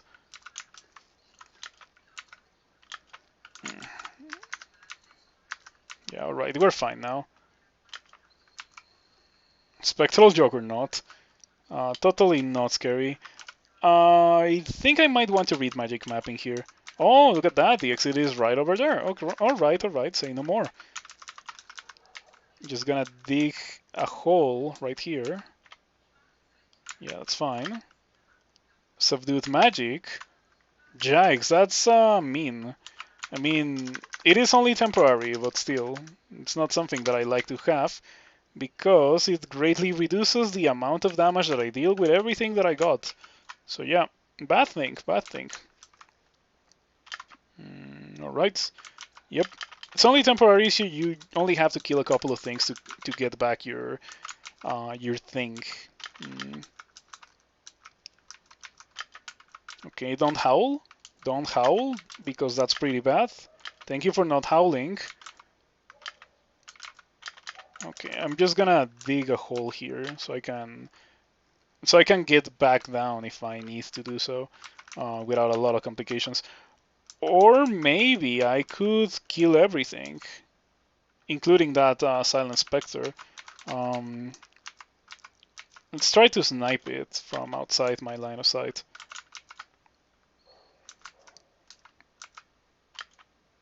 It's not working quite well. Ooh, it's so scary. Like that out of silence is the scariest thing in the game. Not even joking. You can die so easily. Oh, I know this vault, I think. Yeah, I think on the other side of that wall there's also a lot of dudes that are like similar to these ones, Tainted Leviathans and Shadow Wraiths. Let's see. In case you don't know, these dudes are new in 0.28. They're giants and they have a lot of HP and, just giant things. They also throw rocks and hit really hard, giant things. But the funny thing about these guys is that they have Mesmerize and a Ring of Miasma. So if you're not in statue form or in mummy form, it can be pretty mean. They can be pretty mean. Yeah. You need to kill them really fast, but killing them really fast is very difficult because, of course, they have a lot of HP. They'll still die to Polar Vortex, though. They don't really stand much of a chance up against a well-equipped spellcaster. This character happens to be just that. Okay. I am going to Iron Shot you. How many sessions has it been for this character? 3? Today might be the 3rd session. What is going on here? Why is there such little silence? Oh, no, it's silence and Umbra. Okay, that's so scary.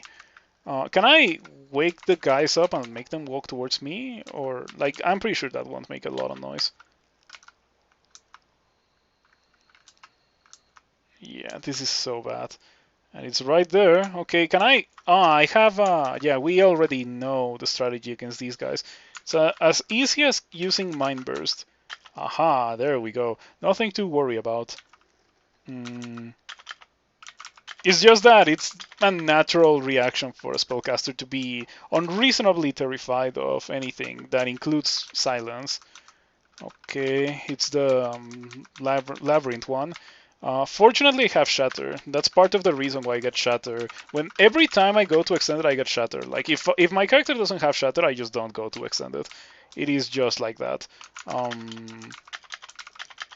So from 5 intelligence, I went back up to 9, so I should be reasonably safe from dying to, or not dying, but getting paralyzed due to stat loss. We should be fine here. I am going to cast Shatter here. Aha. No buffing of any kind because I don't intend to fight Ereshkigal. Yeah, I just want to ninja the rune and get out. Hello, Profane Servitor. Hello, Bone Rune of Sot. Give me that. And now I am out. I'm gonna re-teleport. Yep. Don't need to get that. It's okay. I can just explore to the exit, or I can just like auto-travel to the exit, most likely. Oh, I forgot that this part. I forgot that the labyrinth is full of enemies. It's quite annoying. I can probably just get as close to the exit as I can, or as close to the south as I can by manually auto-traveling, or by manually traveling the labyrinth, and then just shatter my way out. It's probably the best way to go. Okay, yeah, this is what I shatter. Shatter. Alrighty, now get me out of here. And so I didn't have to fight Reshki Galder. Sweet.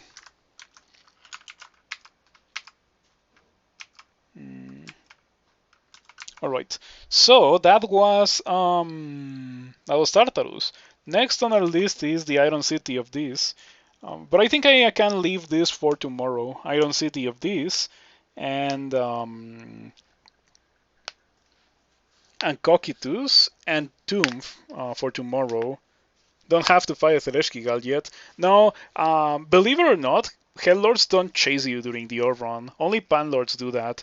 The Lords of Pandemonium are not amused, but the Hellords probably don't care too much about you picking up the Orb. So yeah, you don't have to fight Ereshkigal or whatever whatever Hellord you didn't kill. You don't have to fight it in the Orb run. Yeah, it's only the Panlords.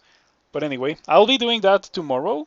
We'll come back, we'll finish this character tomorrow, one way or the other, and I'll be starting a new one. So thank you for watching and thank you for hanging out. If you enjoyed what you saw, you should consider following if you're not already following. If you are, you can consider subscribing. You don't have to, and I understand if you can't or don't want to for some reason, but it does help me if you